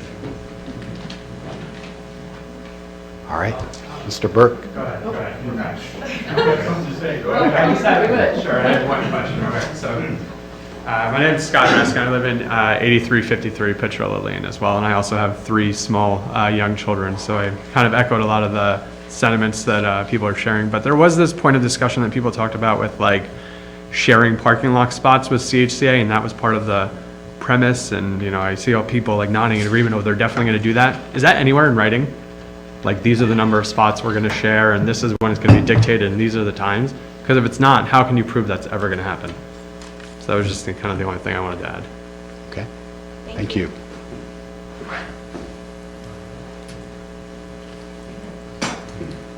Mr. Burke, the floor is yours. Thank you. And I appreciate your flexibility and the time you have given to this tonight. I haven't heard anybody who disputes the fact that you have a very good restaurant making this application. That's not in dispute. And those folks who rave about how good the restaurant is and the good things that they do, that's fine. But I haven't heard any of them say, we'd be willing to buy and live in one of the homes that's going to be immediately adjacent to this expanded parking lot. It's those homeowners on whose behalf I'm speaking tonight. Colin Rademacher of 8343 Padrilla is who retained us. Colin is at home tonight, recovering from his 3rd bout of COVID. So he's wisely staying at home. Colin's house is on the east side and covers almost the entire area that will now be the expanded detention pond. And to the extent that it's been suggested that they're building everything according to code, I would challenge that to begin with. There is a legal requirement in your zoning code for a 25-foot setback from the property line, and the purpose of that buffer yard area, according to your zoning resolution, is a linear area adjacent to a size or rear property line that is set aside for use as a screen for line of sight, noise suppression, or other nuisance-related purpose. A detention pond isn't a part of that. That detention pond is within 13 feet of almost the entire length of the Rademacher rear property line. So whatever else may have been said, just beginning with that, which may be viewed as something of a minor point, it suggests that this is not being done in accordance with the zoning code, because as it was said before the zoning commission, and I respect the fact that when he testified before the zoning commission, he was very clear in saying, we want to get as many parking spaces as we can possibly get on that property. That was their goal. And while it was suggested tonight that there has been some grand compromise to reduce the number of parking spaces. When they were before the zoning commission, they wanted a total of 273 parking spaces on their combined property. That's not counting the shared parking spaces on the office site to the east. Today, they are before you asking for 265 total parking spaces. So their grand compromise is to have reduced the number of parking spaces they are seeking by 8. And it's because they are still trying to jam as many parking spaces as they can onto that site that you have a problem like you have at the Rademacher property line, where you have a detention pond that needs to be made much bigger because you're going to have so much more impervious surface, and it needs to be put that close to the Rademacher line because they don't have any other place to put it once they create all that impervious surface. And I believe it was Trustee Lease who asked the question to begin with early on, some hours ago in this process tonight. How many parking spaces are you required, and how many do you really need? And they're required under the zoning code, and the Hamilton County Regional Planning Commission staff has said this, both in writing and tonight, I believe here, that they only are required to have 108 parking spaces. They now are asking you to approve a total of 265 parking spaces, which is 2.5 times more than is required by code. I understand, and nobody disputes, they may need some more parking spaces. But is it that huge of an increase in parking spaces that they need to meet their needs? And I hear their grand offer to say, oh, we're going to share parking with the school. I'm not even sure it's legal for them to enter into any kind of an agreement to do that. You are zoning for the use of this property for the restaurant. That's the purpose of this. That's the need that should be being fulfilled here. And Chris Finney, who I've known for a long, long time and respect, you keep moving around. Chris suggested tonight that I may do this, and he's absolutely right. The zoning that they are asking for on this property, by its title, suggests that it's the wrong zoning to grant them. It's EE residential, parenthetical, with subservient retail. How is this use being subservient to that retail around which it is located? It's not.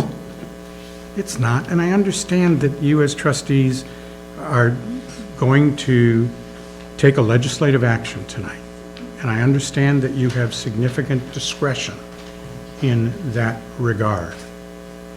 But what ought to guide that discretion is your existing zoning code.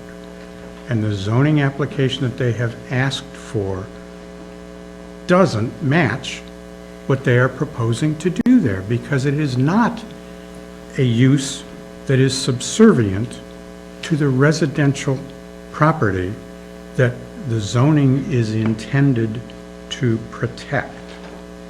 That's part of the reason why, as was pointed out early in this hearing, that the Hamilton County Regional Planning staff recommended against this rezoning. The Hamilton County Regional Planning Commission recommended against this rezoning. Your own zoning commission recommended unanimously against the rezoning. And one of the reasons why they did it, and you may have gone and looked at their the transcript from that hearing, but clearly one of the things that bothered them was losing all of those trees. Now, I know that Mr. Finney showed you a bunch of pictures tonight that were a bunch of trees with no leaves on them. what if that picture was taken next month? It would look entirely different. And while they had a tree expert get up and complain about the health of many of the trees, what he said in the end was clearly not that every tree is a dead or dangerous tree. What he said at the end, if you remember it, not many trees here are healthy enough to be kept. Not many. How many is not many? That's not saying that every tree on that property should be bulldozed down, which is what the current plan calls for. One of the reasons why, when I was called by Mr. Finney after he was retained to represent the restaurant, Chris called and said, "Can you guys give us a proposal?" And I knew immediately that my clients didn't want to do that because they'd just as soon see this zoning turned down. That would be their goal. But they agreed to sit down. We sat down. They came up with a possible compromise that would still have provided for 50 new parking spaces on that property. I sent that to Chris. We didn't hear anything back.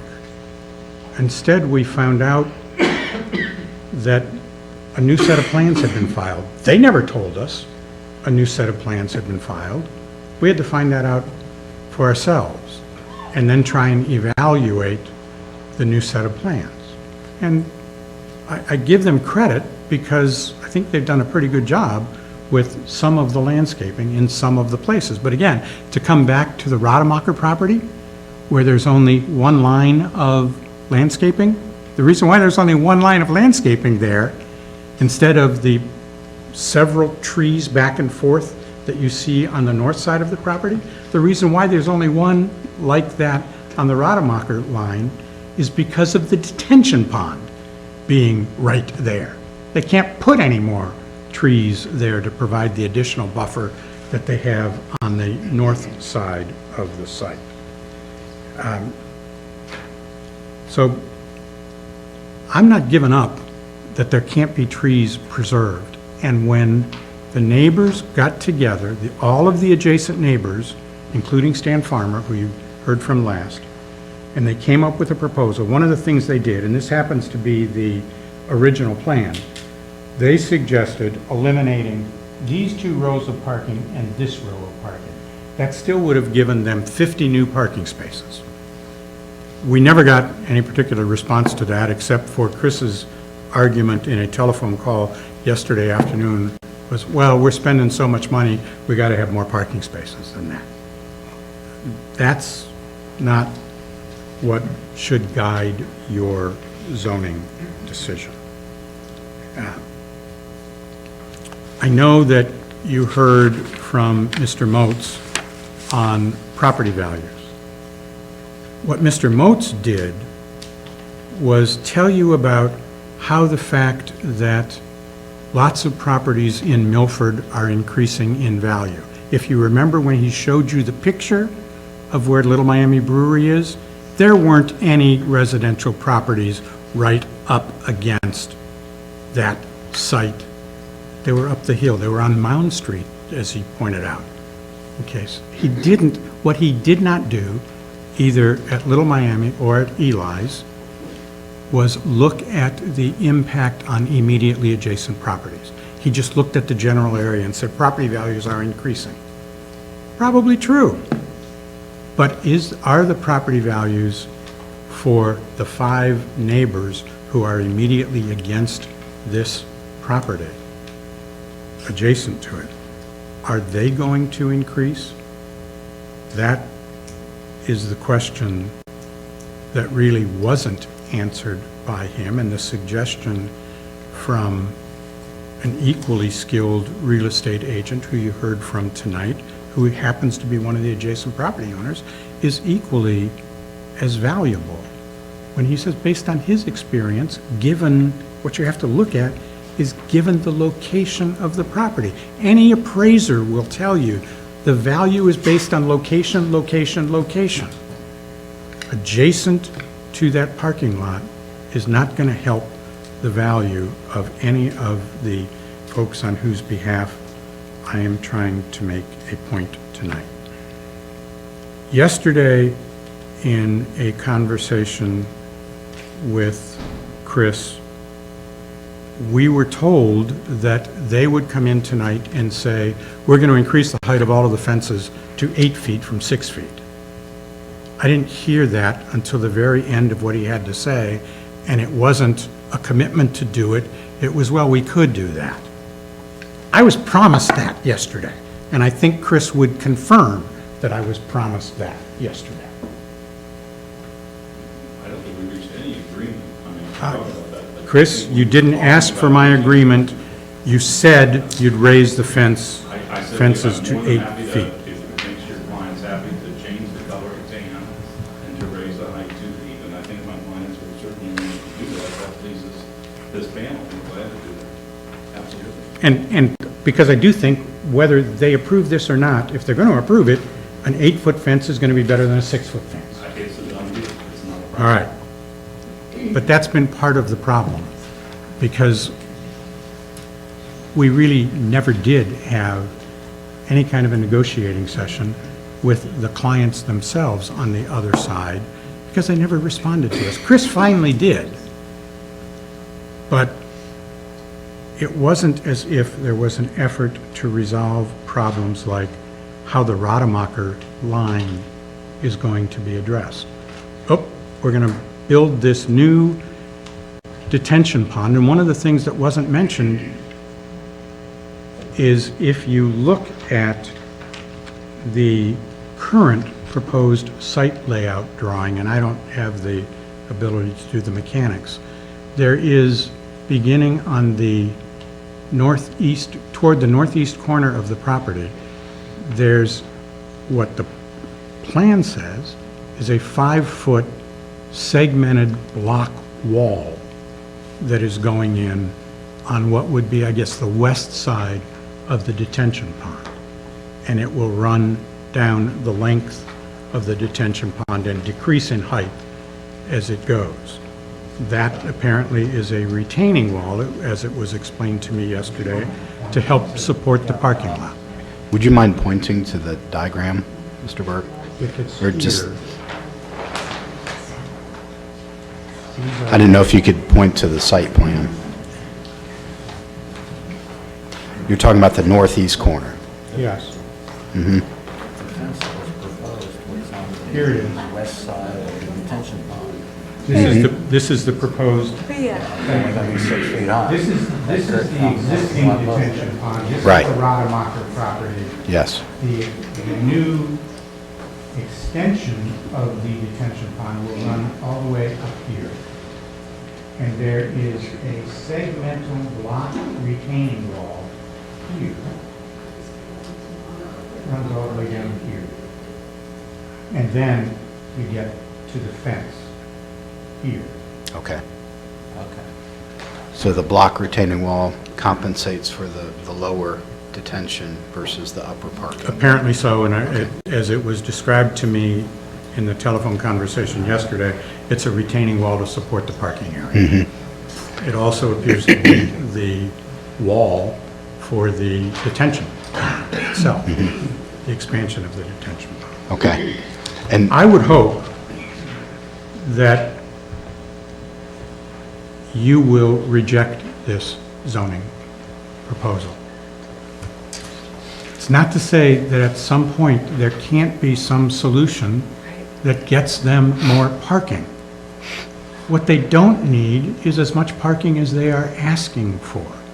And the idea that they're going to rescue the neighborhood by providing parking to the high school, it's really not appropriate unless the high school wants to be a part of a rezoning someplace. And I don't think they do. Different district. You got it. All of those things come into play. I know that under your master plan, at least the most current master plan I've seen, one of your goals is the preservation of strong, attractive neighborhoods of well-maintained housing.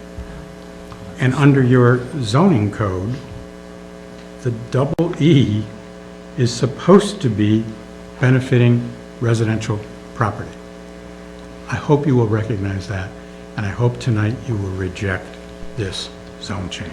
Thank you very much for your time. Thank you. Thank you.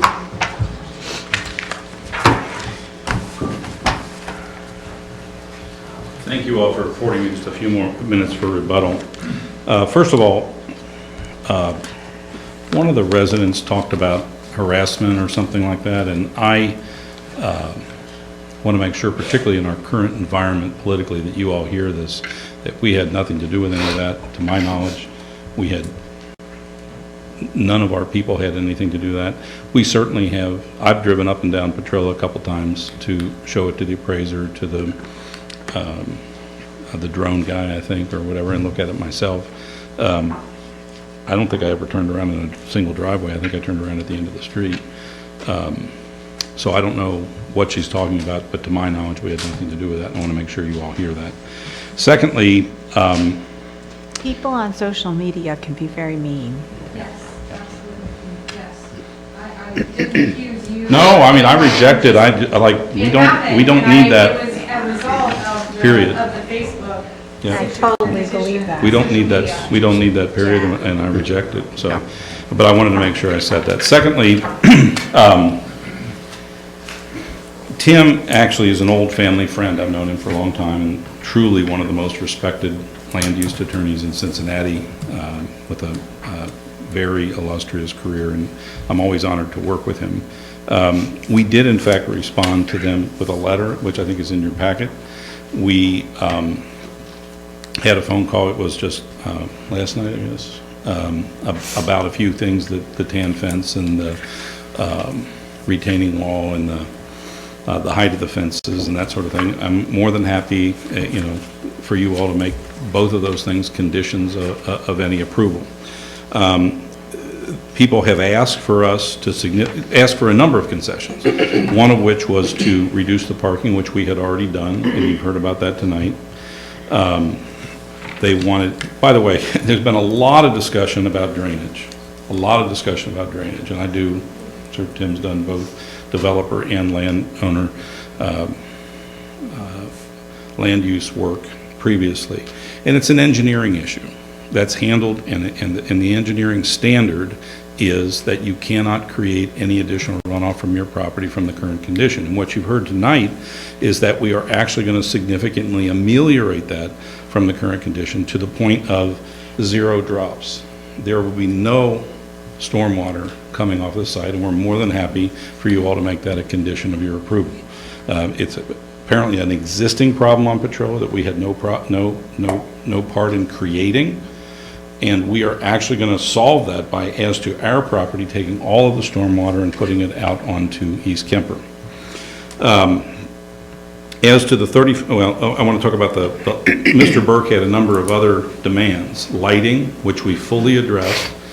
They wanted, and Kevin, I don't know if you're around, can you pull up the site plan, and I really need to see the further away view with the office park. But my understanding was that there was a distance of how much off of our property that we don't have any right to do, put fencing on, which one of the speakers talked about tonight, and it was 800 feet or something? The fencing behind the office park distance? Oh, that's right, behind the office park, that's right. And how many feet was that? It was a very great amount of fencing. We don't have any right to put it in. It's not our property, and that was one of their demands. We responded to their prior complaints about vegetation by adding a lot more vegetation. Not that one, but the one, maybe one of the site photos that shows the back of the office park. But again, it's not our property. It's not that big a deal, Kevin. We have less light on our property than was demanded by them emanating from our property, and that's a scientific study, and we will meet that standard.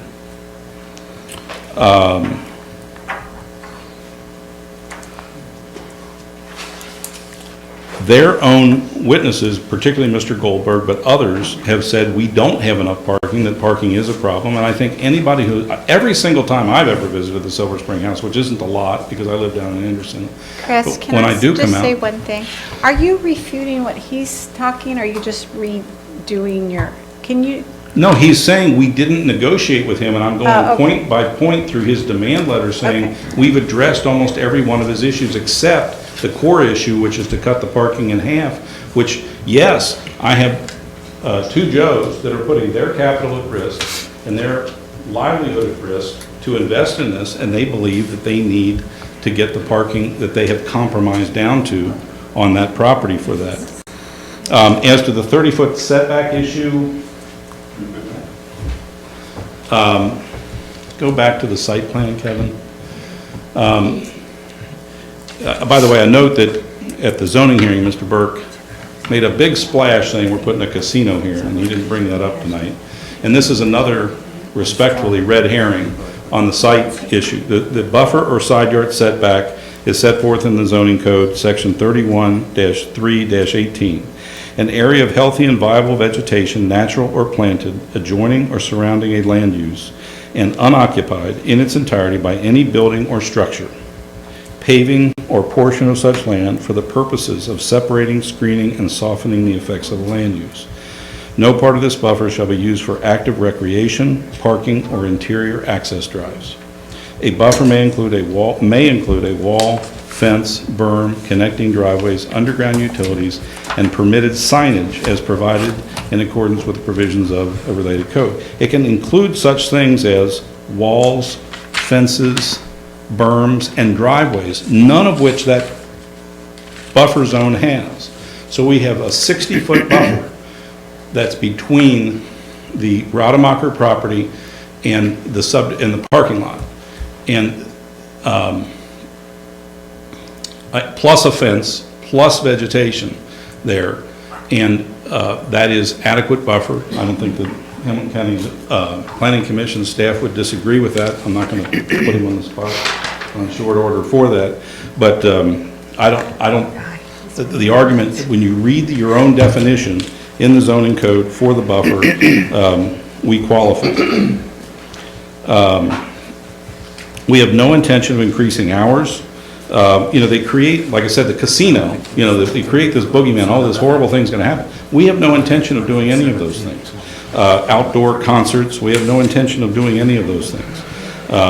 As the testimony has shown, we've been a good neighbor, extremely responsible operator since 1988, and we intend to continue to do that. I really thank you all for your tremendous patience tonight. I know this has been a very long, and doing this time and time again has to be really challenging for you all. So thank you all very much. thank you. Okay.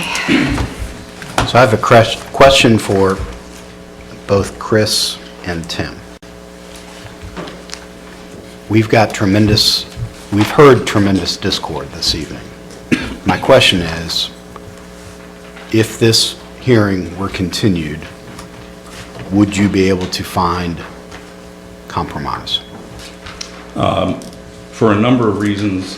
First of all, I don't think so. I think the core argument is about the number of spaces. Secondly, we've talked to our team about the construction schedule, and if we don't move forward on the time frame that we have a problem getting paving in by when the paving plants close at Thanksgiving. Is that right? So delay is going to be very costly to us to do that. We obviously want to work with the neighbors if there's something reasonable, but I think we've explored pretty much everything except for this significant reduction in the parking spaces, and it's just not possible to do that from our perspective economically. So Mr. Burke may have a different view of that, but that's mine. You just answered it. I said no. I think that's what I heard. That's what I heard. Okay.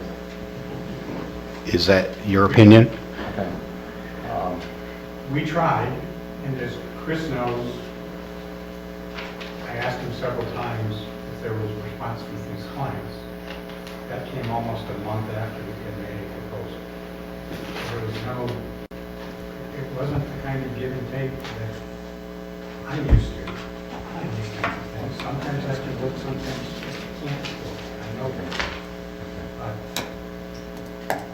Chris? Is this really because you came into the game late? I don't think that's the reason at all. We came in after the planning commission or zoning commission meeting, but from our perspective, again, we did compromise on every single point they asked for. We met them either full way or part way on the number of spaces. The vegetation is 4 times what code requires. The lighting is what they want. The drainage is absolutely what everyone wants, whether they want to believe it or not. We've done everything they've asked for, except for the reduction of those spaces, which my client just believes economically he cannot do. Okay. Literally, we've done everything they've asked for, and we have reduced the number of spaces to get to that point. How many spaces did you reduce it by? It was 8 taken out of the plan. 8. So, question, Tim, where did the 50 space, where did that come from?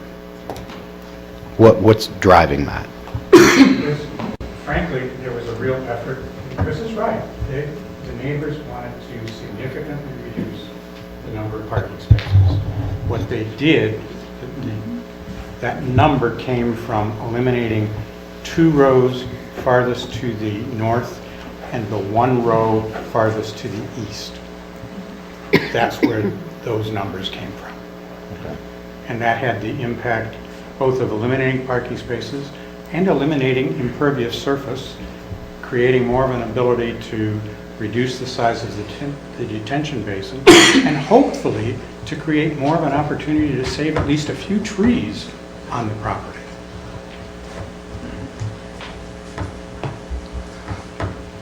Actually, I think it's a few more spaces than 50, actually. Maybe more around 55 with all the side parking. The rows, each row is about 1 Can the detention pond, getting back to Brian, can the detention pond geometry be tweaked? Like instead of this big, can it be Can it be narrow, deeper? longer, deeper? Could it be deeper? Without going to a civil engineer to exactly get that, my opinion is, as of right now, it's probably not, because there's an existing structure that's there at a certain elevation. And then you just The outlet drain is what you're really saying. Yes, the outlet drains, yes, are set at a certain elevation, and then digging deeper probably won't, it'll just make it a wet pond at that point. So it won't actually drain, so. But again, without consulting the civil engineer to know for sure, that would just be my concern. Okay.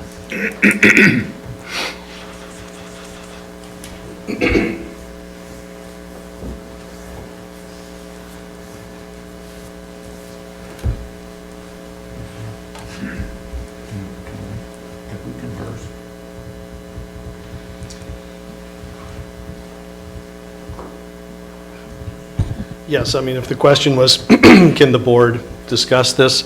I mean, you can. We're still in the public hearing.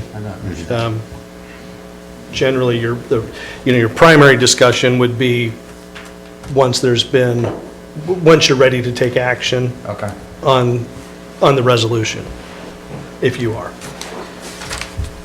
Okay, this is what else I have to say, is I've been sitting here since 7 o'clock, and I've heard a lot of testimony.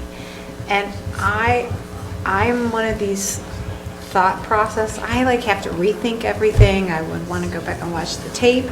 So I don't think I can make a decision tonight, because I mean, we can set it out for a week or 2 weeks, but I have to go back and I have to listen to everybody, because I want to give everybody a fair chance.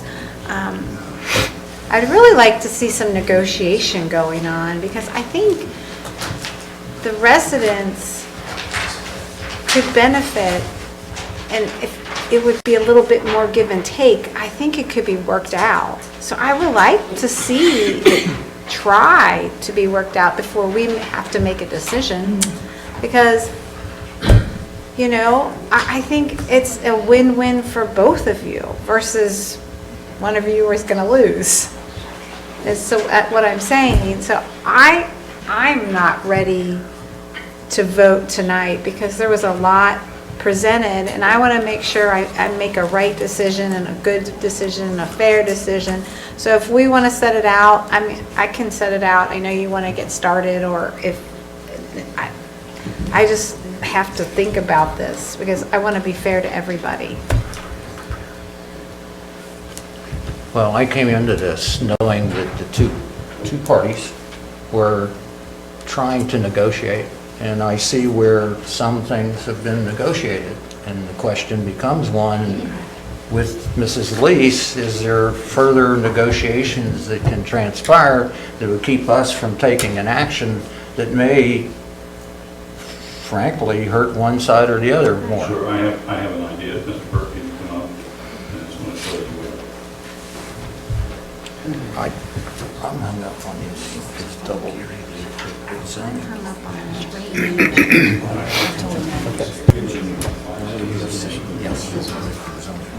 That's the appropriate zone. If it's going to be anything, that is the appropriate zone.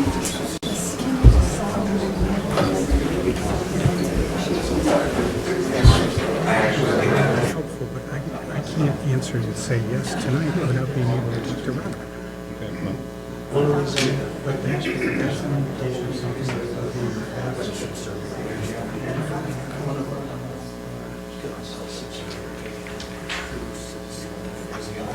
That is the appropriate district.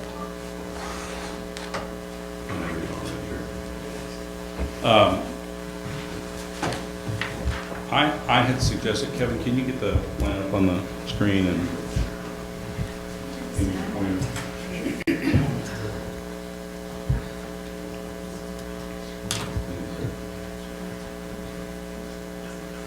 My clients economically believe that they can sacrifice a few parking spaces, not anywhere near the number that they suggested. But I had suggested, Mr. Burke, that if we wanted about 3 spaces here and 2 or 4 spaces here, that would allow us to pull this line of parking. The line of parking would stay, but it would move in, which would give us 10 more feet to give Mr. Rademacher more vegetation on the back end and resolve that issue that he has, which he just doesn't believe we have enough time to address that tonight. But again, time is of the essence for us. My client has pressed me because they have a schedule to meet for So if we trying. we keep the public hearing open and we set it out a week, 10 days, could you like get it together? So, and one of my difficulties with this proposal, which I'm seeing for the first time tonight after hearing all night long, they can't eliminate any parking spaces. Mr. Rademacher is not here tonight. Right, Okay. I understand that.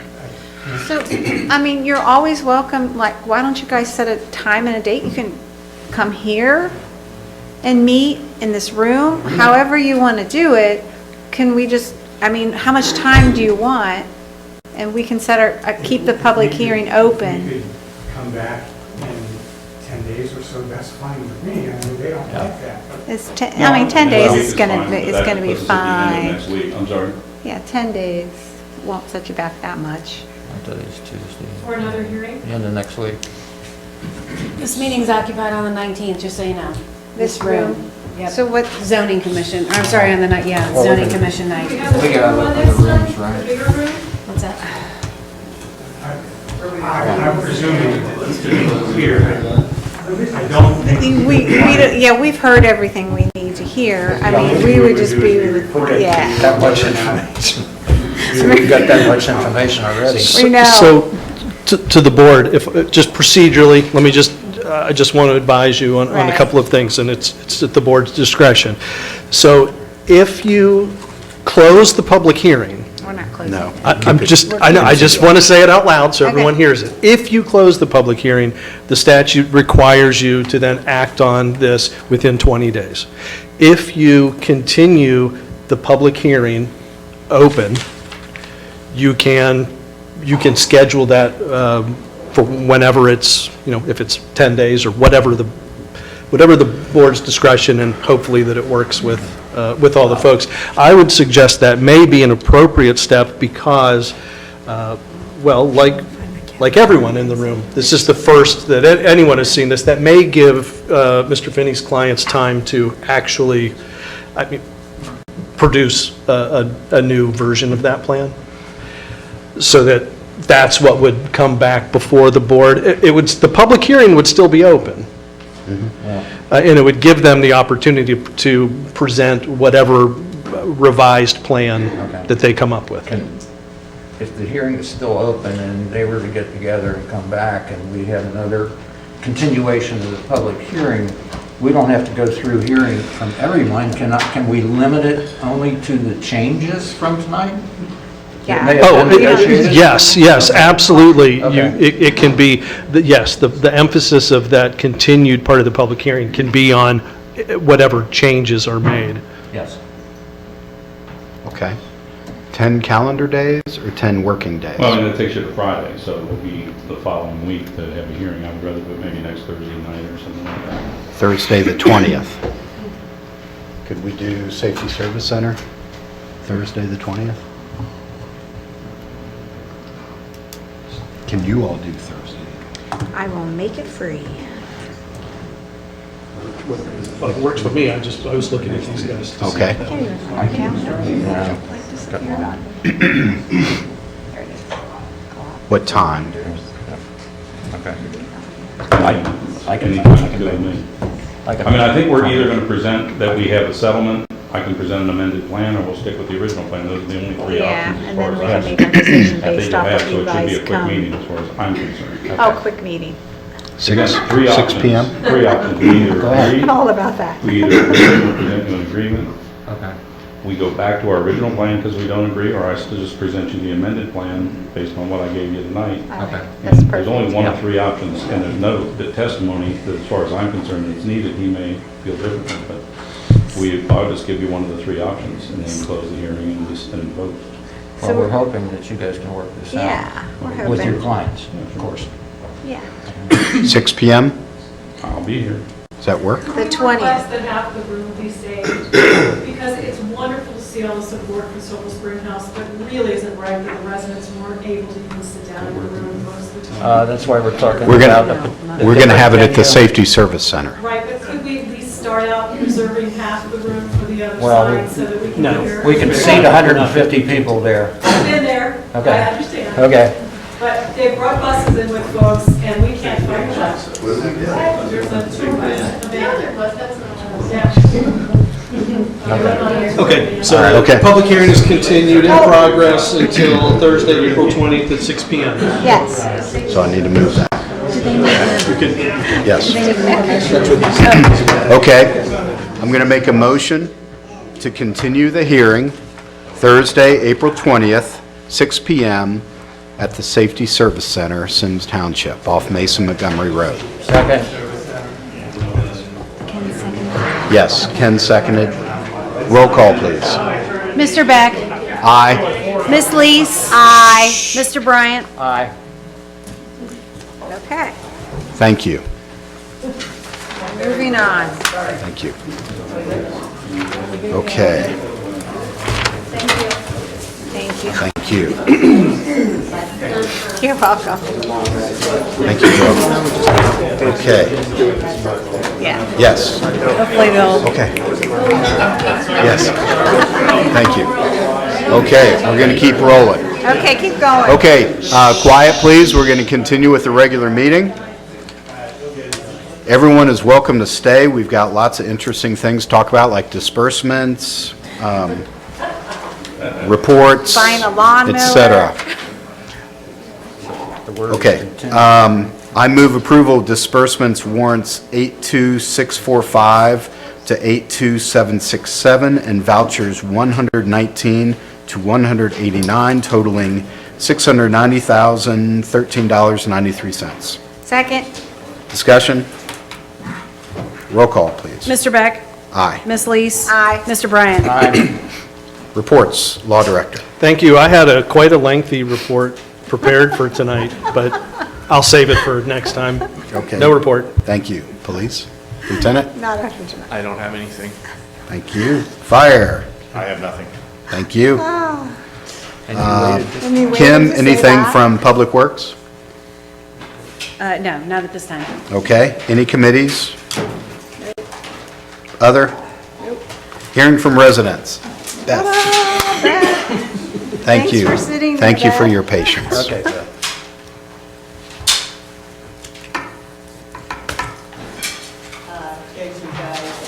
My name is Beth Weber. I'm the treasurer of the Sycamore Community Schools, and I'm here to discuss Resolution 2023-45, a resolution approving a community reinvestment area incentive for the Governor's Hills apartment. So just starting out, democracy is wonderful, and thank you all for your service. It can be time-consuming, it can be frustrating, but it's really a good thing, and I really commend you all for coming to, I think, what will be a good, hopefully, resolution. I'm not coming back for the next hearing, I hope to find out, but congratulations on getting it to where you did, so great job. Thank you.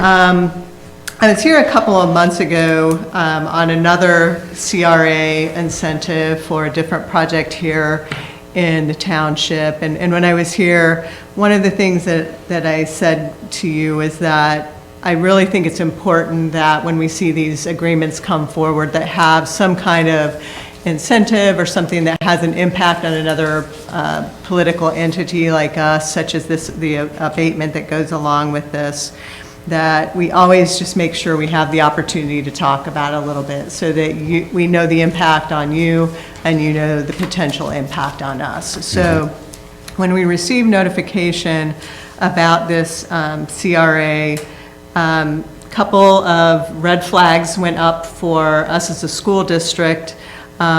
Whenever you see a 200 apartment complex, 200 unit apartment complex coming up in your community, it does make you think, okay, this has the potential to have some pretty significant impact upon our school community, and probably more in particular our Symmes Elementary School. So just made us know, if nothing else, this probably needed a bit more attention than what some of the other CRAs that would come forward to you would require. So what we were able to do was to dig a little bit deeper into the kinds of apartments that these are going to be, because they're the kinds of things that when we talk with other municipalities and other entities about new development that's coming to the school district, we tend to have answers, we get answers to, and it helps us determine what the impact is going to be on enrollment, what the impact may be on cost, and all of those kinds of things, so that we can determine, is this a good development or is it a bad development? The challenges I know you have right now, and our region in general, is that there's a lot of office buildings that have a lot of vacancies, and we're going to have to just look at things that we never really thought we'd have to look at before, which is something like this, which is changing an office complex into apartments. We were able to, with Kim's help, be able to meet with the Ackerman Group to get more information that I think was extremely helpful to us in being able to say that we think that this is probably, maybe not a great development, but we can understand why you would want to move forward with it, and why we think the impact will likely be fairly insignificant, hopefully, to our school district from an enrollment perspective. That being that it's almost all studio apartments, one-bedroom apartments, with a very low number of apartments that have 2 or more bedrooms, which would be the kind that would bring a lot more kids, particularly to the Sycamore Community Schools, where they're looking, where lots of people are looking for ways to get into the community and to get into our school district. The rent rates are also fairly significant, that we don't think they will be bringing in lots of young families necessarily, that may be bringing in a lot of kids either. It looks like it's probably more of a development that would be for empty nesters, that kind of thing, just because of the rates potentially. Right, Young professionals potentially as well. Even though the ones that we have seen in our other municipalities, that all of those things lining up, we thought we would get young professionals and we've gotten empty nesters, because they still want to live in Cincinnati at least part of the year. And it's an option for them as opposed to living in their 4-bedroom house that they have to take a lot of care of. So my points tonight are, we are not in opposition to this CRA. Secondly, we think it's extremely important that probably sooner rather than later, when these kinds of developments come forward, that we have a chance to talk with the developer, get an idea of some of the additional information that we might need to make sure that the development is one that isn't going to have a material impact to our schools, either through overcrowding, significant increase in costs that far outweigh the amount of additional revenue that we may receive from the development. As soon as we can have those discussions, a lot of times we can work things out, just like you did earlier tonight, and that's what our hope would be in any of these types of things going forward as we work through it. In our discussions, and Chad Lewis, our superintendent, was also involved in this discussion, and we flipped a coin, and I did not come out on the winning side of that coin this evening, so that's why I'm here. We both agreed that the sooner we can find out what's happening, that's helpful to us. And it was very helpful because Mr. Wendt from the Ackerman Group did give us a verbal commitment that the development that he showed to us would not materially change, and if it would, we would have a discussion about that. And that was in particularly about the number of 2-bedroom units, keeping that contained. So that was an important stipulation that he gave us his verbal commitment to. Hopefully he would, I don't know the whole process that you go through, whether that could be something that could be put in writing, but I feel comfortable in our discussions that he did make us aware, listen to our concerns, and knows that that would be something that would be important to us as a school district. So I think that is all of my comments for this evening. I know you're all tired, but I would ask you, if you do have any questions, I'm happy to answer them. I have a question for Kim. Can we put restrictions on this CRA? We can, but it does not necessarily mean that the county will follow our restrictions. Okay. Because our resolution does not approve the CRA, it only renders support. A recommendation? Yes. Okay. Tried. Okay. And that's what I think you presented to me, Kim, as well, but it's Yeah, really the county. we do put restrictions in it. I mean, there's a signage requirement in there, and we say you can't annex, but I know the county has told me they can't, they can't do, they won't do anything about our requirements. Okay. Thank you. Thank you you, for Beth. sitting here for Thanks, Beth. 3 hours. Have a good evening. Does the Ackerman Group have anything to say in response? There's questions. We're happy to answer them. Beth had hers. Okay. I think you guys met, so we're okay. Yeah, did you hear anything from Beth that you're uncomfortable with?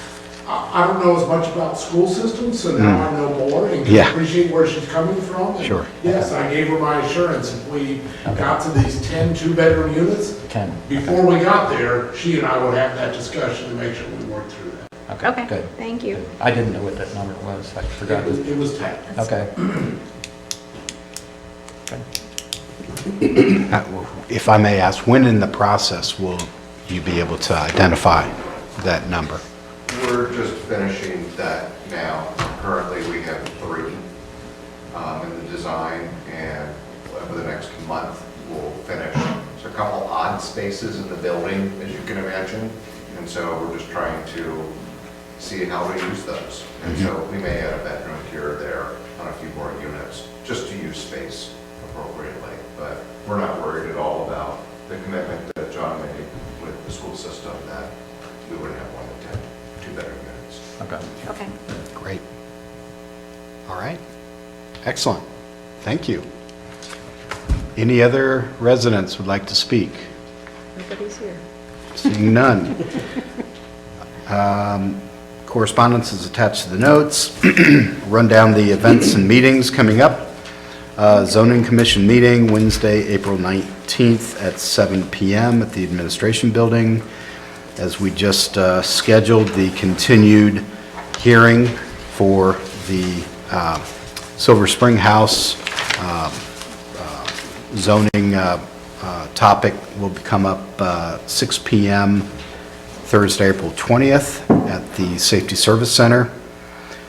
Story time with the library, Friday, April 21st, 2023, from 10 to 10:30 a.m. at Mead Historic Preserve. The Board of Zoning Appeals meeting Monday, May 1st, 7 PM at the Administration Building.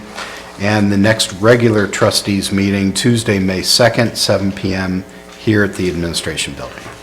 No old business. That moves into new business. And just seeing, do we want to move up the CRA? Can we do that? To make a motion to move up, it's 1, 2, 3, just- fourth bulletin down? Can we go ahead and do that? Have any issues? Make your motion. Okay, I move approval resolution G 2023-45, resolution approving community reinvestment area incentives for Governor's Hill Apartments LLC. Second. Discussion. We've heard discussion, we've heard agreements, and we've heard we'll have continuing communication over the next month. You want to announce what the terms are? Well, the primary term,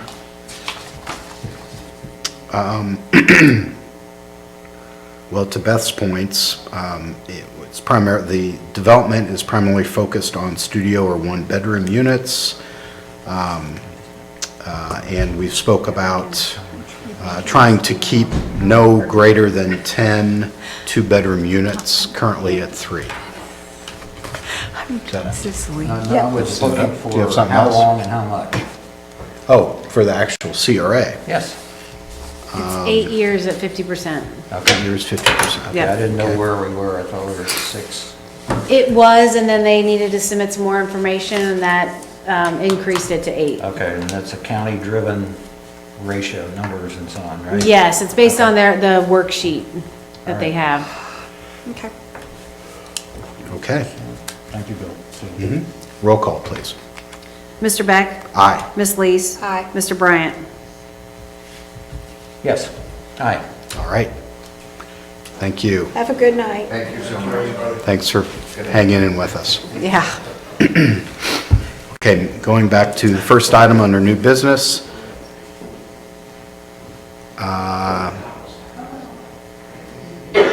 I make a motion to advertise for the Montgomery Road Median Landscaping Project. I'm going to second it, but I want to discuss it. Go for it. Okay. Discussion centers around, if you're going to bid something, that means you have a plan. Is this the plan that we had for a year and a half? Yes. Okay. And is there any looking at reducing the amount of plant material in that plan?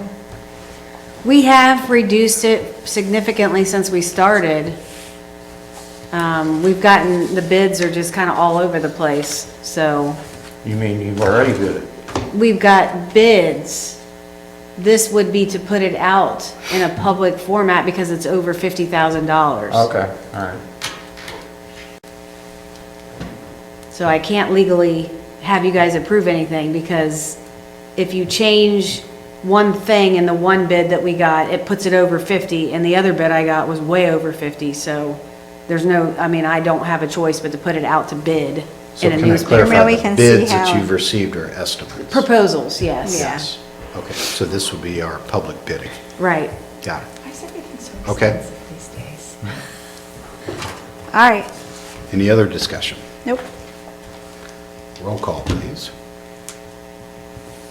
Mr. Beck? Aye. Mr. Bryant? I'm going to vote aye, but I want to see it.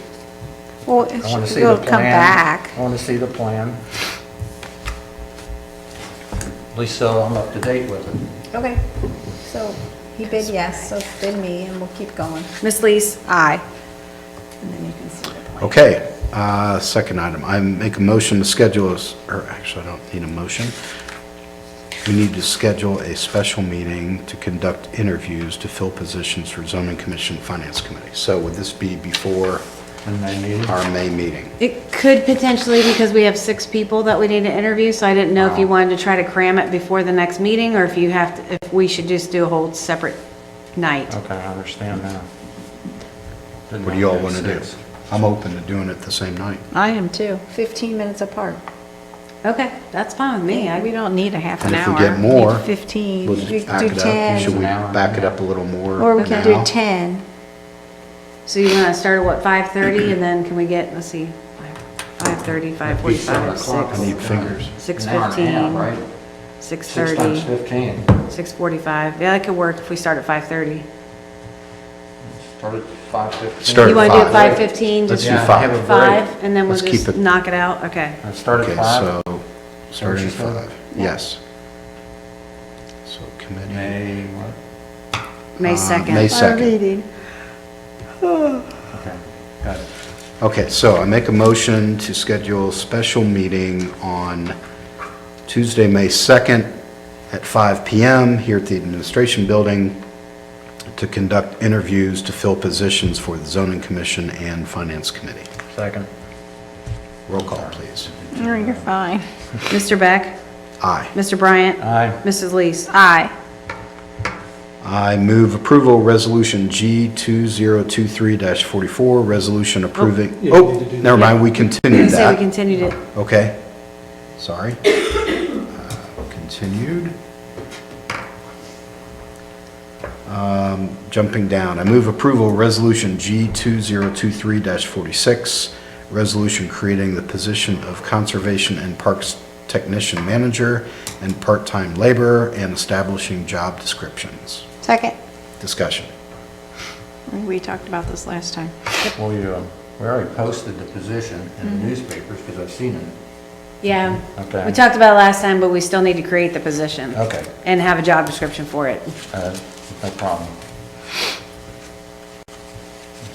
Okay. Roll call. Sorry. That's it for discussion? Yep. That was it. Okay, roll call, please. Mr. Beck? Aye. Ms. Lees? Aye. Mr. Bryant? Aye. I move approval of Resolution G 2023-47, resolution authorizing the Township Administrator to purchase portable radar signs for the Road Department from Cleam, Inc. in the amount not to exceed $10,758. Second. Discussion. How So these many? go where? These are These what? are those portable portable signs that you Under- requested for Humphrey. But they're movable, and we kind of put the ones that we had as semi-permanent, right? Yeah, pretty much. I mean, so we have 2 down in Camp Dennison, and we have 2 now on Snyder, so this will put 2 more on Humphrey. Okay, and how many are for $10,758? 2, 3? These would be 2. Okay. Are these solar? I believe so. 47. That's the right answer. Ideally. Yeah, we don't need to be switching out batteries every 2 weeks.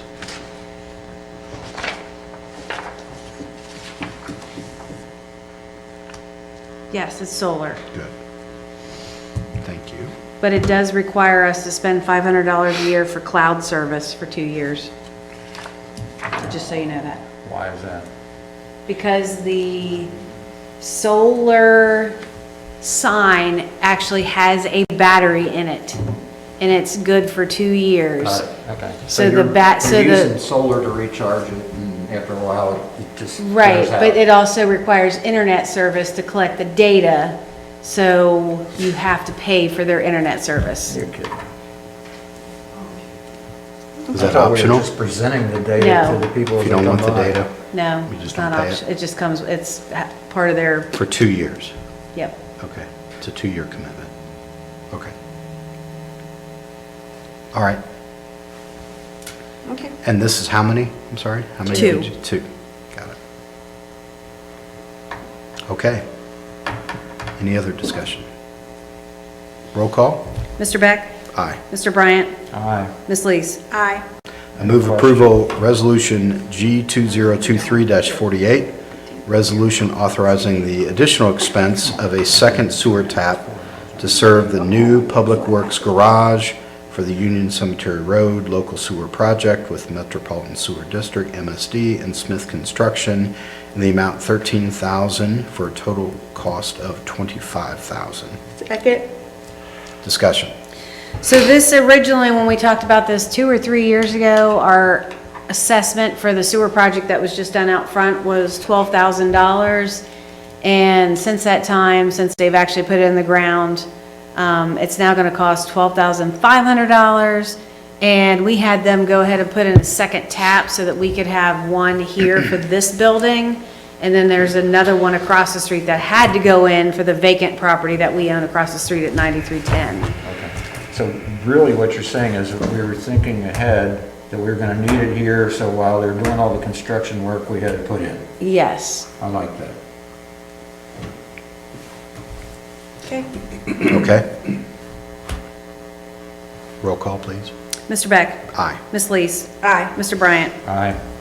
I move approval of Resolution G 2023-49, resolution authorizing the Township Administrator to sign a community event license agreement with Loveland Schools for the use of Symmes Park and Home the Brave Park for the cross-country race on September 2nd, 2023. Second. Discussion. I just want to make a quick comment real fast. Next year, maybe we should talk to them about, maybe they can help us do a run for our bicentennial. Oh, good idea. And they could like help us organize it. Okay. Okay. Moving on. Go ahead. The regional, or whatever. Is that what this one is? Yeah. This is their annual Labor Day one Got it. that they do. Got it. Which we've hosted a number of years, right? Mhm. Yep, okay. Wasn't there an issue one year? I can't remember what that The issue. wow, they did five, They no, charge they for did. parking. Yeah, they were charging Yeah, people. They charge for parking. Yeah, they asked So- for donations for parking. Okay. But I think many people took it as it was a charge Okay. on the township's part. So that doesn't continue. right? Yeah. Right. Good. All right, roll call. Mr. Beck? Aye. Ms. Lees? Aye. Mr. Bryant? Aye. I move approval of Resolution G 2023-50, resolution authorizing the Township Administrator to hire Maurice K. Barnett to the position of Service Worker 1. Second. Discussion?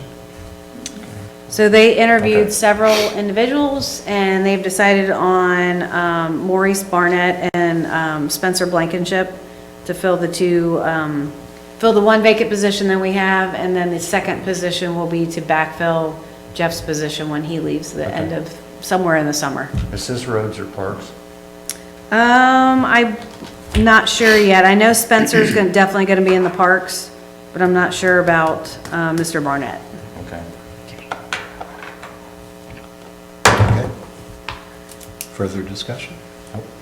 Roll call, well, first of all, okay, roll call, please. Mr. Beck? Aye. Ms. Lees? Aye. Mr. Bryant? Aye. Welcome Maurice to Symmes. I move approval of Resolution G 2023-51, resolution authorizing the Township Administrator to hire Spencer D. Blankenship to the position of laborer. Second. Discussion. We already had that? Yep. Roll call? Mr. Beck? Aye. Mr. Bryant? Aye. Ms. Lees? Aye. I have a question. How many employees are we gonna have now? In the interim, we gonna be 22 or something? No, so we'll have 14 plus 1, 14, 15, 16, plus the 4 of you, so that's 20. Okay. All right. Okay, welcome Spencer, Symmes Township. I move approval of Resolution G 2023-52, resolution authorizing acceptance of street paving bids and awarding the contract to Barrett Paving in the amount of $705,640. Second. Discussion. So this, we put this out to bid, so this will include all the streets in Montgomery Trace. It will include all the subdivision streets in like Antietam, Shenandoah. I have a question. Yeah. Isn't Barrett the one that screwed up the paving 2 years ago and it was above? and No. We had stuff No. that they had to grind down? No, that was J.K. Muir. Thank you. I apologize, Barrett. Before that. What's that? I was thinking of, I think the year before that, we had a bad job. There was That company is no questions. longer It was in like business. 2 years ago when they did my neighborhood. Okay. And everybody coming out of their driveways now hit that they didn't before because the pavement was too high relative to the gutter. That was JK Muir. Okay. So that was last year. Okay. Or no, I'm sorry, it was 2 years 2 years. ago. It was Because 2 last year years. was Jurgensen. Yeah, it was 2 years ago. Okay. So anyway, it'll include Montgomery Trace, Antietam, Shenandoah, and the Harold Hogue subdivision, which is the subdivision right off Union Cemetery, which includes Thistle Hill and Woodland. Allegro and Cosine and all those in there? Yeah, it's the whole neighborhood. Gotcha, okay. That's in Symmes, not the part that's in Loveland, but Correct. the Symmes part. Yep. And was this within our estimate? It's a little bit over. But tolerable? It's not Hands more on? than 10%. Okay. Good. Further discussion? Yeah, we're just looking at tonight's financials, and we don't have that kind of money in our road levy. No, I did point that out to Bill, that we would have to, hopefully the bill won't come until September, like it has been in the past. But this number that was So. the fiscal officer's report tonight, that included the first half taxes for 2023? Yes, the first half taxes, but it does not include the second half. Okay, But we're also going to okay. discussion, vote on an increase to the road levy here. Right, so Get it'll to be a 64,000, I think. 65,440. Yeah. Okay, roll call. Mr. Beck? Aye. Mr. Bryant? Aye. Ms. Lees? Aye. I move approval of Resolution G 2023-53, resolution authorizing the purchase of a lawnmower for the Service Department from Deere and Company in the amount of $11,665.61. Second. Jody got it. Discussion. So, in my staff report, I indicated that we had hired a contractor, 2 contractors to do mowing. One contractor, River Oaks, would be doing the mowing for the cemeteries. The second contractor we hired, ProWorks, was supposed to do a lot of other of our properties, except for, I think, a couple parks. Well, he is no longer able to fulfill that contract. So we will be having the township employees mow. We can't go out and bid it again? Or I was going to say, was there a second bidder? Not on the same pieces of ground. Like, they didn't bid on the same things. So I think the township employees can mow it. Excuse me. But we need more equipment. But we definitely need a new mower, and we might need some help. I thought maybe we could, one of the employees suggested that maybe we look at getting bids to do other things, like edging and mulching and that nature. They said that would help them greatly if we could do other stuff besides the mowing. If that would be acceptable to you, I can get bids for that. And this mower, this would be a long-term commitment. Yeah. If we mow it this year, we're going to mow it subsequent years in-house. Can we, sorry. Go ahead. No, I wanted her to answer your question before I chipped in. I shook my head yes.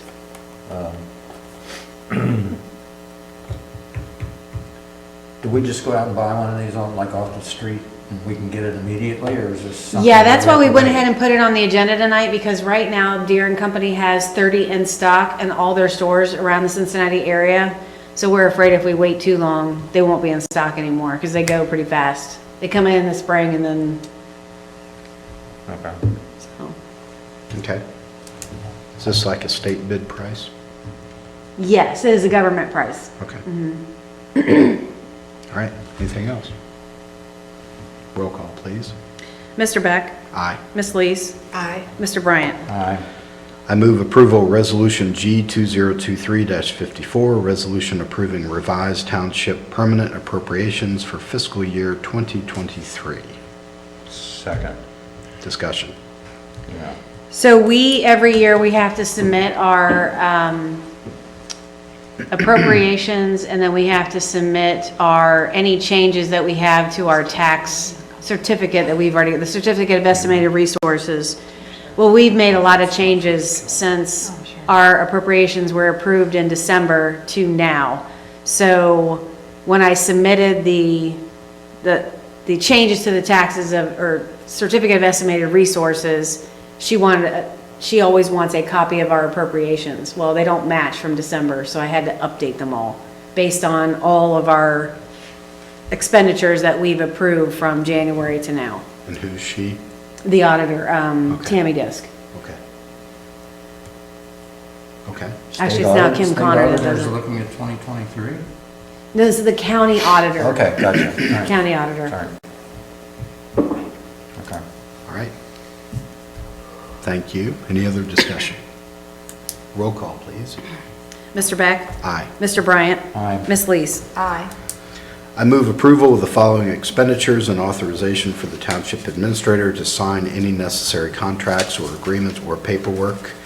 A, expenditure $8,940, Heatmore Manufacturing LLC to replace the outdoor grills at Symmes Park. And B, amend the following line items. Fund, road levy, line item 2193-330-360-0000. Total, $705,640, increase of $65,440. Second. Discussion. The grills are to replace the outdoor grills that we have at Symmes Park. They're pretty old and really don't function anymore, so. Do we even need grills? Do Yeah, people we- use them? Yeah, we have a lot of people use them. Trying to keep people from bringing their own. Yeah. So if we can't have functioning grills, that means people bring their own and they don't necessarily put them in places they should.